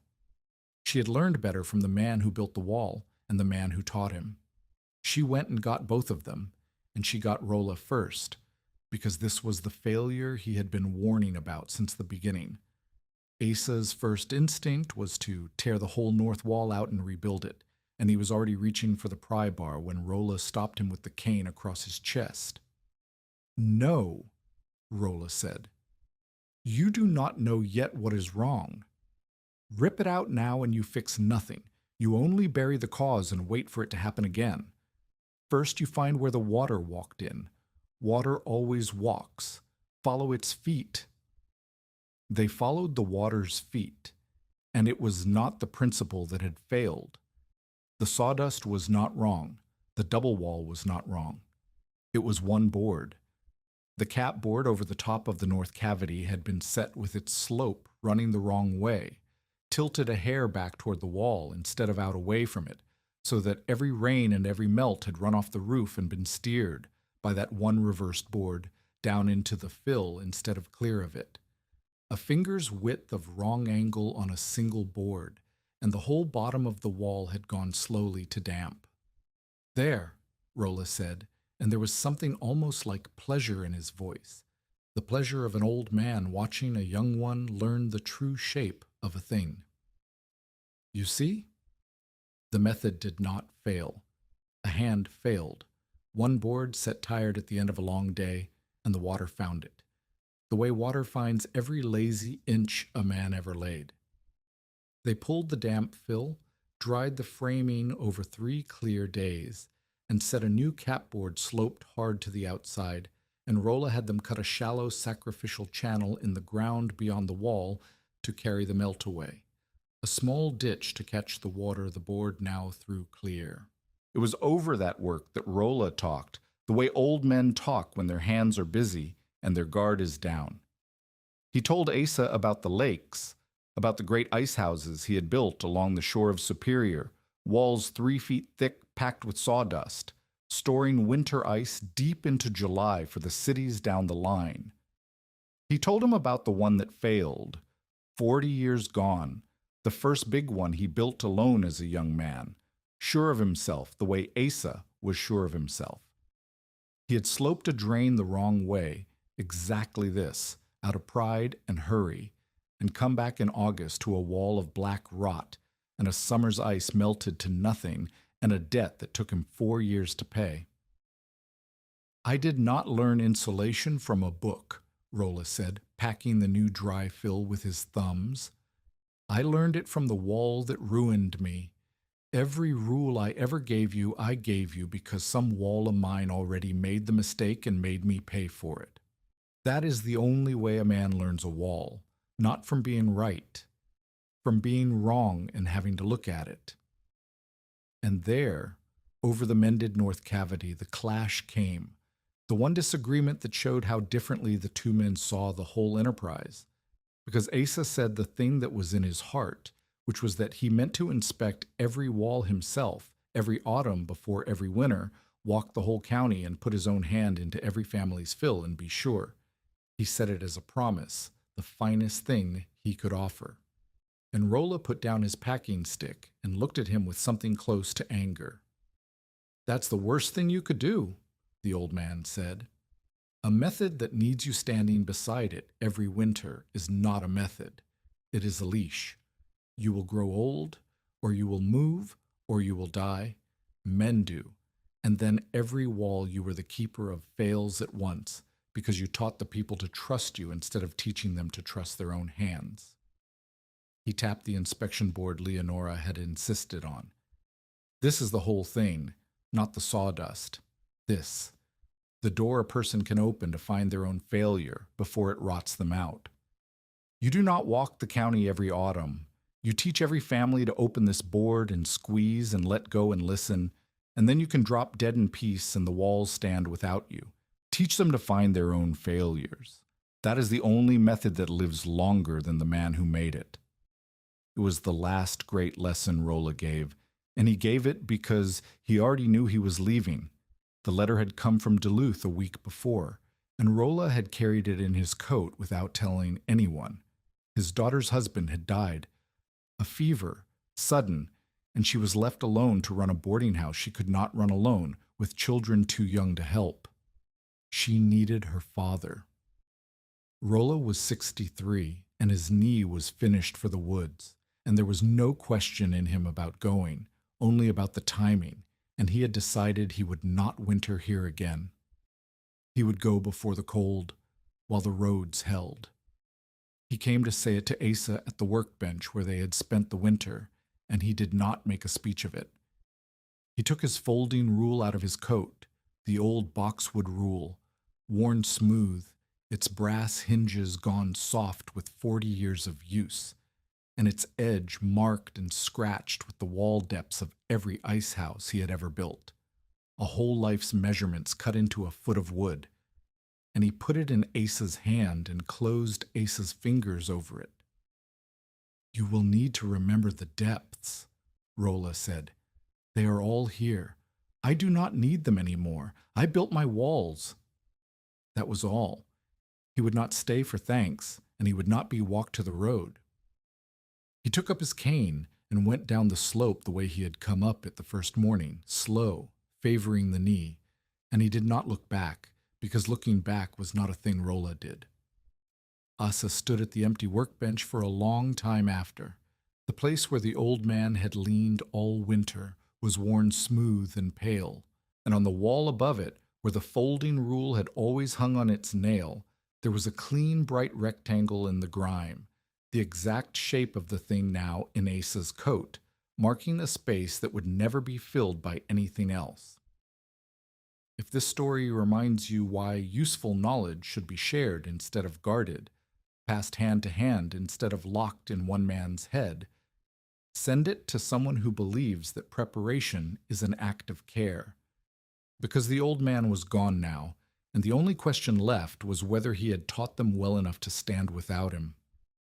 The answer came that summer, and it came while Asa was away. He had gone 2 days south with a wagon after a load of boards for a schoolhouse retrofit. The district had voted the money to line the schoolroom before the next winter, the first public building to take the wall, and it mattered more than any private cabin, because a school was the thing a whole settlement watched. And while he was gone, the sky went green in the middle of the afternoon, and a summer hailstorm came up out of the west so fast the crew had no warning, hail the size of thumb ends drumming the half-finished south wall and stripping the building paper off it in long wet sheets. And behind the hail came a hard driving rain, and the fill in 3 open bays lay bare to all of it. Everyone on the crew knew what soaked fill meant. They had heard Asa and Marit say it 100 times. If the rain reached the bottom of those bays and sat, the whole schoolhouse wall would rot from the sill up, and the district would stand in the road and say the widow's wall had failed on the first public building it ever touched, and every doubter for 30 miles would finally have the proof they had been waiting for. The men looked at each other in the rain and did not know whether to board the bays shut to keep the water out or tear them open to let the wet dry, and the 2 wrong answers pulled them in opposite directions while the water rose. Leonora did not wait for Asa. She could not have reached him in 2 days of hard riding, and she did not waste a minute trying. She was there within the hour, soaked through, Rolla's folding rule in her fist, and she gathered the crew, the reciprocal crew, the men and women who owed their labor forward, and she ran the repair the way she had watched Rolla run every repair. She would not let them stuff the wet paper back and board over it. She remembered the dark shavings and the one reversed board, and she made them strip the soaked fill out entirely and spread it to dry. She ordered the open bays left standing open to the summer air, uncovered, until she herself had put her hand in and heard the dry whisper, and only then would she let a board go back on. Men who had spent a lifetime being told what to do by other men took the widow's orders without a murmur, because the widow was plainly right, and because she was holding Rola's folding rule while she gave them. When Asa came back 2 days later, the school wall was dry and standing and true, and he had had nothing to do with it. He stood in the road and looked at the finished wall and looked at Leonora, and he understood that the thing had passed out of his hands into hers and into the crew's, exactly as Rolla had said it must, and that this was not a loss, but the whole point. "You didn't need me," he said. "No," Leonora said. "That's what makes it a method and not a leash." She handed him back the folding rule. "Rolla's words, you should hear them in your own voice sometime." After that, it was not one man's trade anymore, and it was not two. Leonora held measuring sessions in the boarding house kitchen for the women who managed the household fuel, teaching them to read their own burn rate and plan their own walls, because it was the women who fed the stoves and the women who would catch the damp first. Asa taught the mill hands the framing and the fire bay, the two things a wall could kill you by getting wrong, and he taught the fire bay the way a man teaches the thing he is most afraid of. He would gather the crew at whatever cabin they were lining and put a fistful of dry shavings in one hand and a live coal from the stove in a shovel in the other, and he would hold them apart, one and then the other, until every man was watching. "This," he said, shaking the shavings, "is the whole reason your family is warm, and this, the coal, is the whole reason your family could burn. They do the same work. They both hold heat. The only difference between a warm house and a pile of ash is the 2 feet of clay and iron you're about to be too tired to build right." He made them build the stone and iron bay first, before a single scoop of fill went in any wall, and he made them build it in front of him, and he would not let a crew move on to the easy warm work of packing walls until the hard cold work of the fire bay was done and done to the checklist. "Every corner you cut in a wall makes a family a little cold," he told them. "The one corner you cut here makes a family dead. Cut any corner you like, not this one, never this one." Some of the hands thought he dwelt on it too long. Asa did not think a man could dwell on it long enough, and Marit Lunde, the practical doubter, the one who had warned them about the spring all along, Marit became the thing the whole method needed most and had not had, a skeptic with authority. She appointed herself the first inspector, and she did not go house to house praising the walls. She went house to house hunting for damp fill and unsafe flues and lazy capboards, looking for the failure before it found the family, and because she looked for trouble instead of applause, the people trusted her walls more than anyone's. Orrin Kittredge made his last move that autumn, and it was his boldest and his worst. He filed a paper with the local justice claiming Leonora had missed an interest payment on her note and moved to seize the shack and its slot outright. It was the timber road he still wanted, and this was his last clear shot at it. He brought his company book to the hearing and laid it open on the justice's table with the confidence of a man who had won every argument he had ever had by being the one who kept the numbers. But he had chosen the one ground where Leonora could not be beaten. She set her own ledger beside his, and where his book showed a payment missed, hers showed the same payment made, entered in ink with the date, and beside it the initials of the mill clerk who had taken the coin across the counter. 2 books, the same debt, 2 different stories. And the justice. A slow, careful man went down them line by line while the room held its breath. It was worse for Orrin than a simple disagreement of figures. 3 settlers who had stood in the mill office that winter asked to speak, and each one told the justice the same thing. They had watched Orrin Kittredge take a pen to his own book after the storm and move the due date on the widow's note forward in his own hand to pull the deadline in tight enough to trap her. The justice looked from the widow's clean columns to the bookkeeper's altered one, where the changed date could still be seen under the fresh ink, and he closed both books. "I'll not order a seizure on a number a man changed himself," the justice said, and he refused it outright, pending a full review that every soul in the room, Orrin most of all, understood would go against him. Orrin's power in that country had rested for years on the fact that he kept the only books that mattered. It began to erode the day a widow proved she kept better ones. It should have felt like a victory, and for a few weeks it did. The walls were spreading.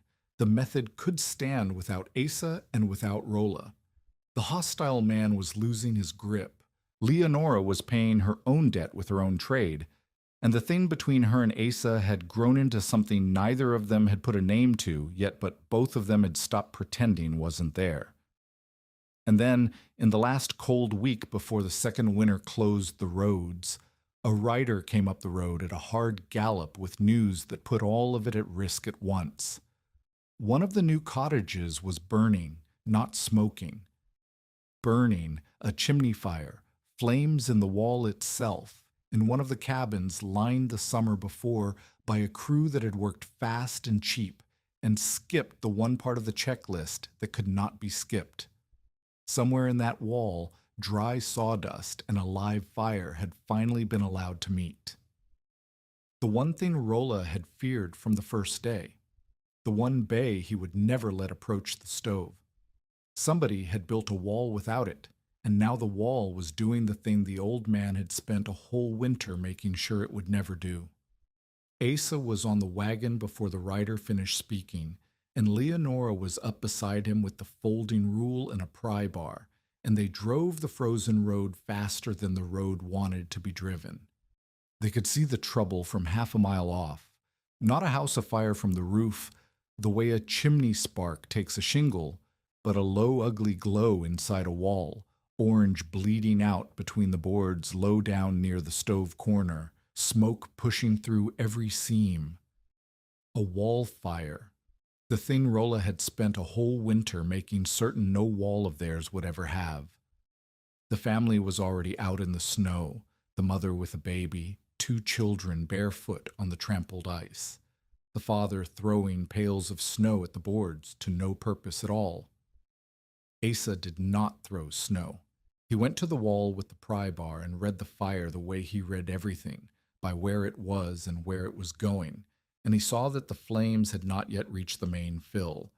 They were still eating the stove corner, the one bay, and if he could open that bay and pull the burning material out before the fire crossed into the long walls, the house and everyone's winter would stand. If it crossed, the whole shell would go up like the pile the mill burned every week, and take the roof, and maybe more than the roof. "Snow on the boards above me, not on me," Asa said, and he set the bar under the scorched boards of the stove bay and tore them off, and the fire jumped and roared in the new air, and he did not flinch from it.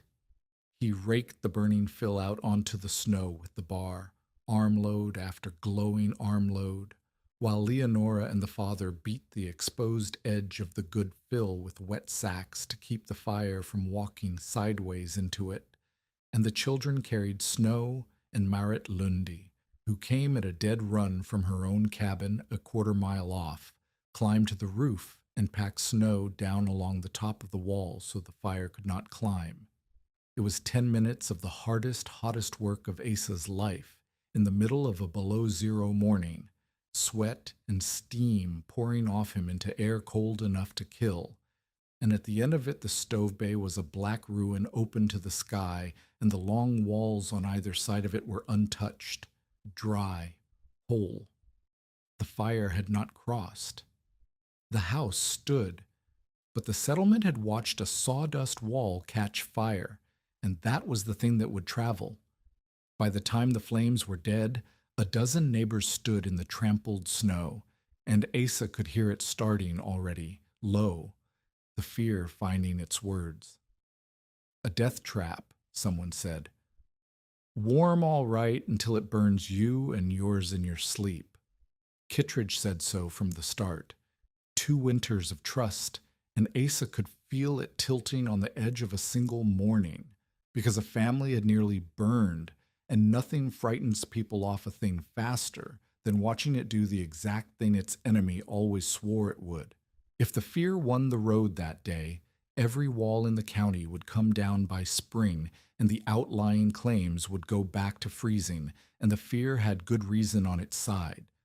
A sawdust wall had in fact caught fire, and when it was out and the family was wrapped and safe at Merritt's, Asa went back and found out why.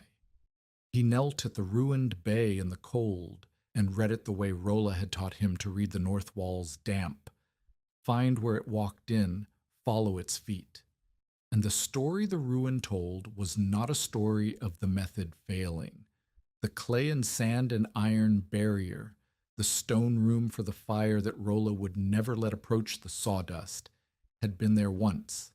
It had been there, and it had been taken out. The owner, wanting a dry, warm nook beside the stove to keep his boots and his kindling, had pulled the fire bay apart over the summer and stacked his goods there instead, sawdust in arm's reach from the pipe, and one cold night a spark had done the only thing a spark ever does. Asa stood up in the cold with the truth of it in his hands, and he understood at once the danger it put the whole method in, because Orrin Kittredge would hear of this fire by nightfall, and Orrin would say what he had always said, that sawdust in a wall was a slow bomb, that the widows' palaces would burn families in their sleep, that he had told them so. A hidden failure, quietly repaired, would leave that doubt alive and growing, so Asa did the opposite of hiding it. He rebuilt that fire bay in the open in front of the whole settlement, and he made them watch. He laid the clay and the sand and the broken brick, and hung the sheet iron with its air gap, and while he worked he told them, flat and hard, exactly what had gone wrong and whose hand had done it, not to shame the man, but because a lie of silence would kill the next family. The wall did not fail, Asa said, packing the clay with his thumbs the way Rolla had. A man took out the one part of it that keeps you alive, to store his boots. The sawdust is not safe. It is never safe. It is only made safe by this. He struck the iron. And if you ever pull this out of your wall, tear the sawdust out with it the same day, because a wall with the fire bay gone is a coffin you are sleeping in. He set it down as law. No household could use their plan, borrow their crew, or claim their checklist without the isolated chimney chase, and any wall found without one would be opened and refused. Orrin waited for that fire to destroy the widow's trade. Instead, the openness of it, the public ruin, the public rebuild, the plain naming of the fault, made the settlement trust the method more, not less, because a thing that admits its own danger and shows you exactly how to master it is more trustworthy than a thing that claims to be flawless. Doubt lives in what is hidden. Asa had hidden nothing. The doubt had nowhere to live. By the winter after, the trade was not a rescue or a favor or a curiosity. It was how that country built. A typical building day by then ran like a barn raising with a ledger. A family in need would send word, and the reciprocal crew would gather. The man down the creek, who owed his labor to the household after him, the Moen's grown nephew, 2 mill hands Asa had trained on the fire bay, a pair of women Leonora had taught to read a burn rate kern, and they would come with a wagon of dry sorted shavings, and a bundle of coal boards, and a keg of nails, and Leonora's plan for that particular cabin already drawn. They built the fire bay first, always first, in front of the family, so the family would know it and guard it. They framed the shell in sections and filled as they framed. They raised the lower chamber off the sill and lapped the paper outward and cut the drainage channel and hung the refill ports and set the inspection board a person could open. And before they left, Leonora wrote that household its own fuel book, with the checklist copied into the front in her clean hand, and taught the woman of the house to open the board and squeeze and let go and listen, so that the family would find its own failures before the failures found the family. The system caught its own troubles now, which was the surest sign it had outgrown its makers.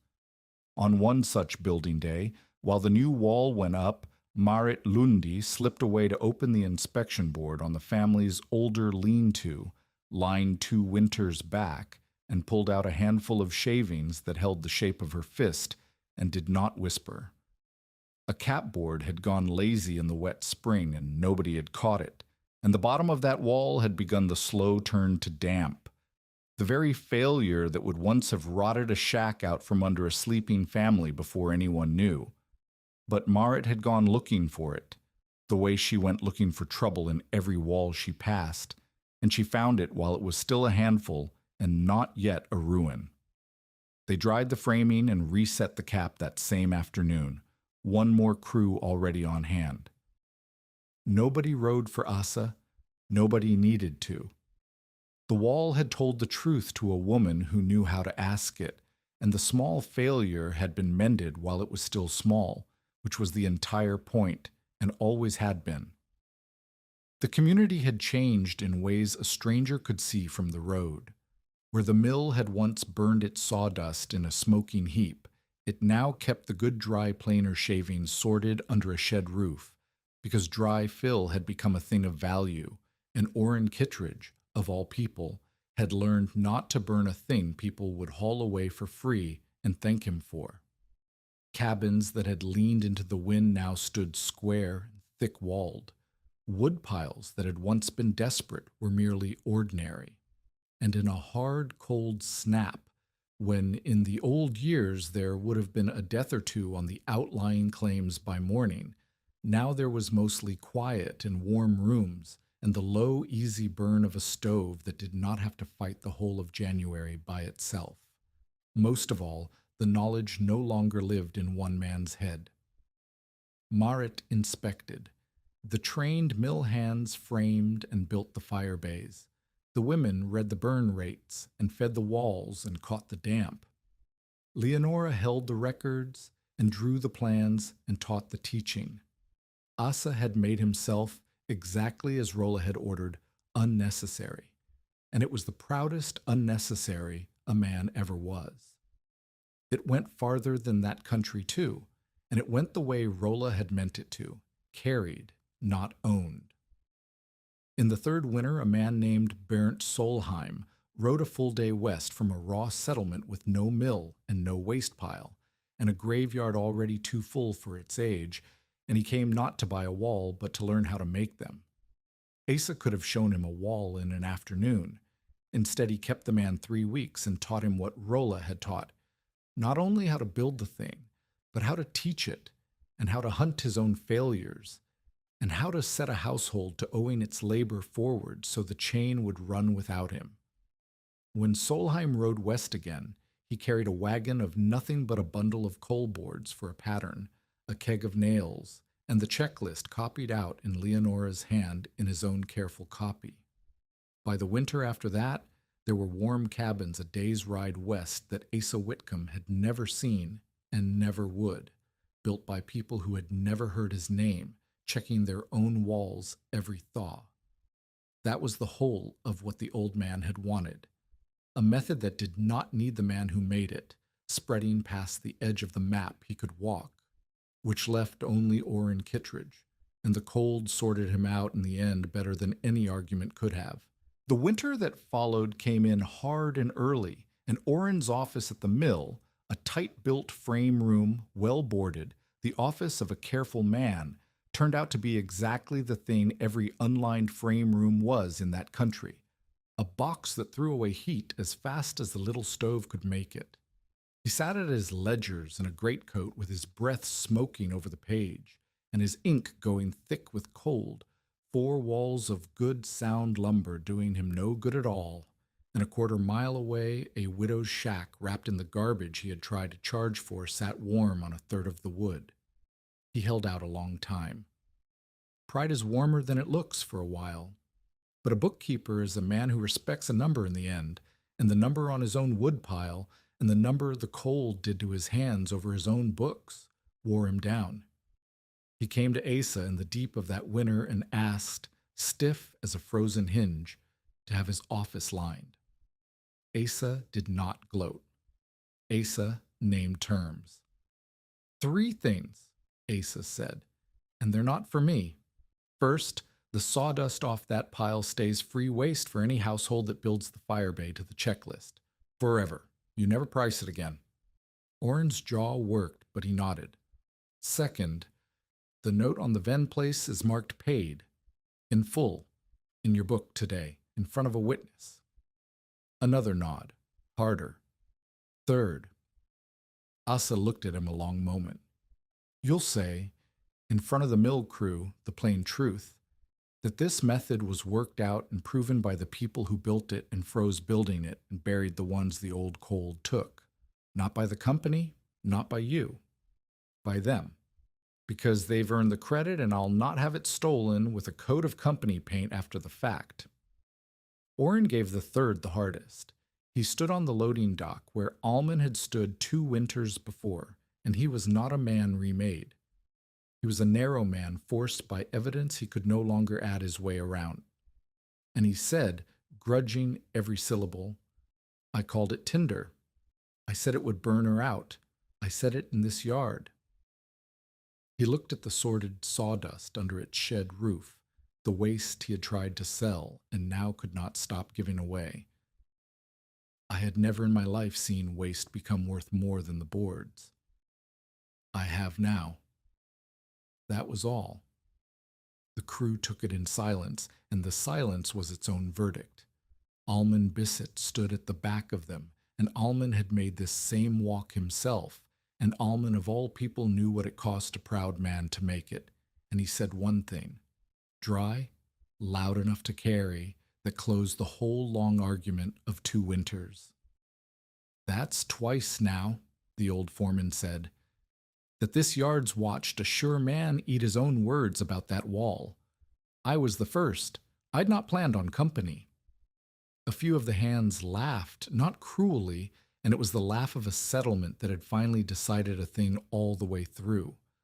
Orrin did not laugh, and he was not generous after its. He still charged full price for every board that left the yard, and drove a hard bargain on credit, and remained in every other particular the careful, cold man he had always been. He was only, from that day, correct about the one thing, which for Orrin Kittredge was a conversion as deep as his nature allowed. Asa lined his office to the checklist, fire bay first, and Orrin Kittredge spent his later winters warm inside the proof he had spent 2 years fighting.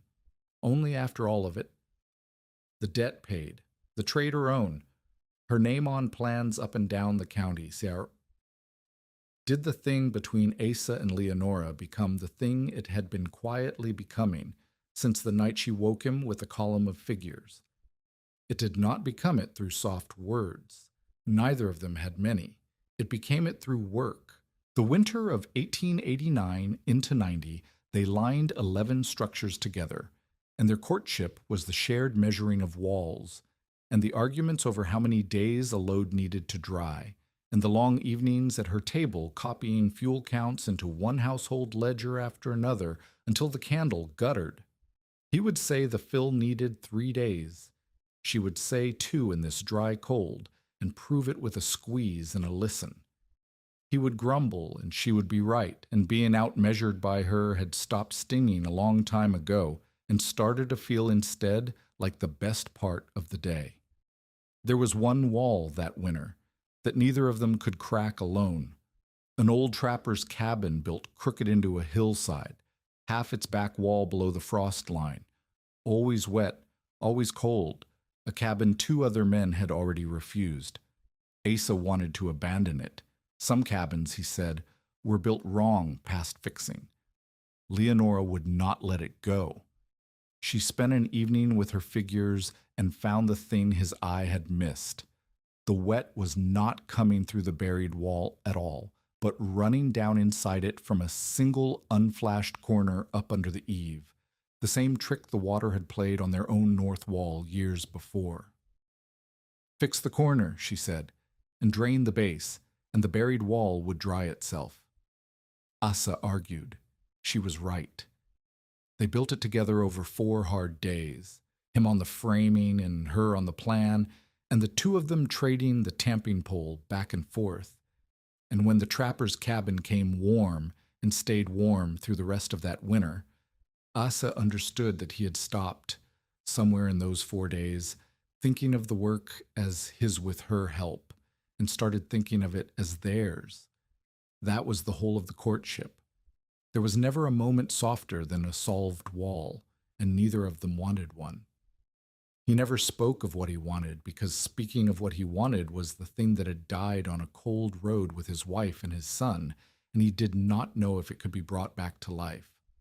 So it was Leonora who said it, plainly, the way she said everything, one evening over the ledgers. "Ruth already leaves your boots by our door," Leonora said, not looking up from the figures. "She's done it all winter. She thinks you live here." She set down the pen. "We may as well stop pretending you live 3 miles away." Asa looked at her across the guttering candle, and the thing he had thought was dead turned over in his chest, alive. "I owe you nothing," he said, because it had to be said, because the whole of it had begun with a rescue, and he would not have her bound to him by a debt. "You paid your own note. You built your own trade. Whatever this is, it isn't that. It isn't the wall." "I know it isn't the wall," Leonora said. "I stopped needing rescuing 2 winters ago, and you know it better than anyone, because you're the one who made me unnecessary to rescue. That's why I'm asking." She almost smiled. "Marry me, Asa Whitcomb. Not because you saved me, because you're bad at drying times, and I intend to correct you for the rest of my life."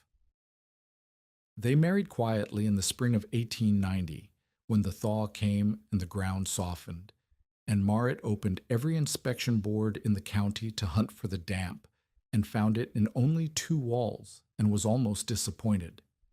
The years after did what years do, and they did it fast.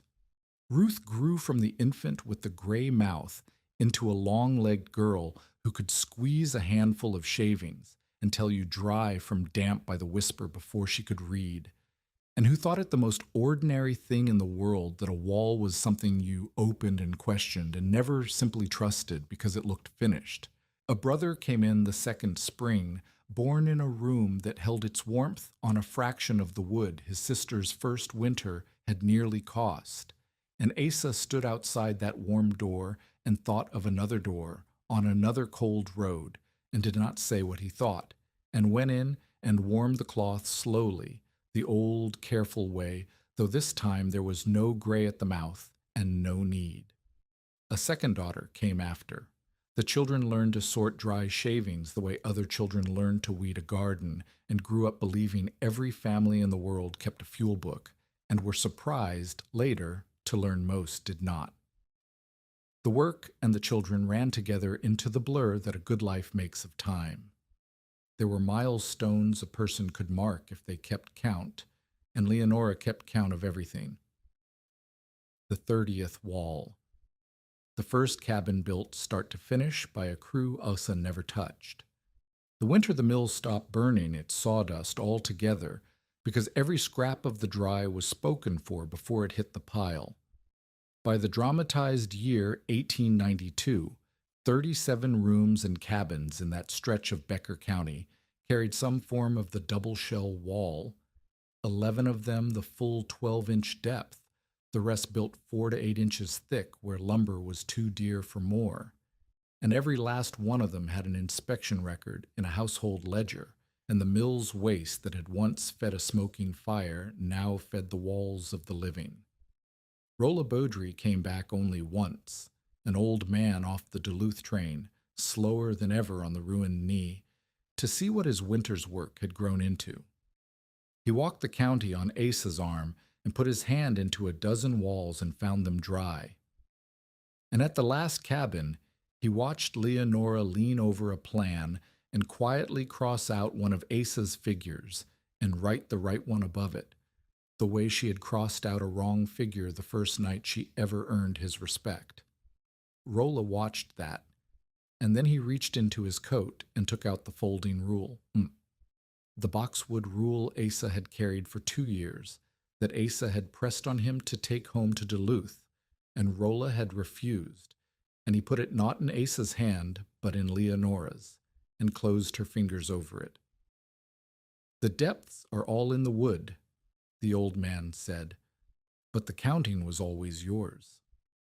It was the last thing Rolla ever taught either of them, and it was not about a wall. There came a man once, a land agent from the county seat, in a good coat, with a good idea for the both of them. He had seen the warm cabin spreading, and he had done the arithmetic that men in good coats always do. "Put your name to it," he told Asa. "Write it down proper, patent the design, license the builders, charge a fee on every wall from here to the Dakota line. You'd be a wealthy man inside 5 years, Mr. Whitcomb, and it'd be no more than you're owed." Asa heard him out to the end because Leonora had taught him that a man will believe you disagreed with him if you did not first let him finish. Then Asa said no, and he said why, and it was the closest he ever came to speaking his whole philosophy aloud. "A patent is a fence," he said. "You put a fence around a warm wall and every family on the wrong side of the fence freezes so one man on the right side can get rich. I've watched a family freeze. I'll not build the fence that does it on purpose." He nodded toward the shed where the mill's dry waste sat sorted and free. "The old man who taught me this gave it away, and I'll give it away, and the ones I taught will give it away, because a thing you can only keep by charging for it dies the day you do. A thing you give away outlives everybody." The agent left unsatisfied, the way such men do. Asa Whitcomb never earned $1 he had not worked for with his hands, and he counted himself, on that score, a rich man, and Leonora, who kept the books and knew to the penny what they did and did not have, never once argued the figure. The truest thing about that wall was the thing the settlement never romanticized. It was not permanent, and it was not flawless, and it never pretended to be. Asa and Leonora's own original shell was opened and repaired more times than anyone bothered to count. Phil went damp after a bad cap and was pulled and dried and replaced. Boards rotted at the sill in wet years and were renewed. The fire bay itself was torn out and rebuilt twice over the decades as the clay cracked and the iron burned thin. And that endless, ordinary maintenance was not the failure of the method. It was the method, because the wall worked not because it was perfect, but because the people who lived inside it opened it every thaw and put their own hands in and found the small failures while they were still small. A wall you trust blindly is a wall that lies to you. A wall you check is a wall that keeps you. Asa Whitcomb lived out his years in the enlarged Venn cabin, 3 miles northeast of Frazee, and he never grew wealthy from the wall and never once tried to patent it or put his name on it. His winters filled with repair work, a capboard here, a settled bay there, a fire bay rebuilt for a family that had let it crack, and his summers with the seasonal logging that had brought him to that country in the first place, though less of it each year as the knee and the shoulders gave way the same as Rolla's had. He kept helping families who could not pay on Leonora's terms, which had become the settlement's terms. Not charity, but a debt that moved forward, each warm house owing the next its labor. His hands never healed smooth from that first winter's splitting. The scars stayed, and Ruth would remember all her life the particular roughness of her father's palm. One winter, years on, when the man who built the walls was gone, and the thaw crews were run by people he had trained who had trained others in their turn, 37 households in that country still kept their fuel books, and the checklist copied into the front of every one of them in a widow's clean hand outlasted the man, the mentor, and the enemy all three. Cheaper lumber and factory-made insulation would come in time and quietly replace the improvised wall, and few would remember where it started. But the thing that lasted was never the sawdust. It was the rule that each family, once warmed, helped build the next family's wall, so that a hard winter still brought a line of wagons up an outlying road to some new widow's cabin, and the wagons carried not charity baskets but coal boards, and building paper, and a keg of nails, and a load of dry mill residue the mill no longer burned. Asa lived out his life in that cabin and died there, an old man, in his own warm room, with rough hands and no fortune, and his name on nothing. His last winters were spent as all his winters had been spent since the storm, opening walls, finding the small failures, teaching one more family to find their own. The bed he had once carried 3 miles up a frozen road and later wedged against a bowing wall in the worst blizzard that country ever knew stood in that cabin to the end of his days. An ordinary bed that had been, for one night, the only thing between 7 people and the cold. It was a January morning, and the temperature outside stood below 0, the kind of deep, still cold that had once turned a candle flame sideways in a summer shack and put frost on the inside of a baby's cradle. Almond Bissett had said it plainly, in the mill yard, in front of everyone, a lifetime ago. Pack her walls with mill waste, and you'll burn her out before you warm her. Now, an adult Ruth crossed a warm floor, reached up to the refill panel her mother had insisted every wall must have, opened it, and pushed her hand in through the coarse, dry sawdust, still whispering after all the years, until her fingers found the original plank wall of the summer shack her mother had packed by hand in the winter of 1888. On the other side of that wall, Leonora sat beside the same small stove, grown old, the fuel book still open in her lap. The fire was low, the room was warm, and on the table between them, out of the reach of any wind, a candle flame stood perfectly straight.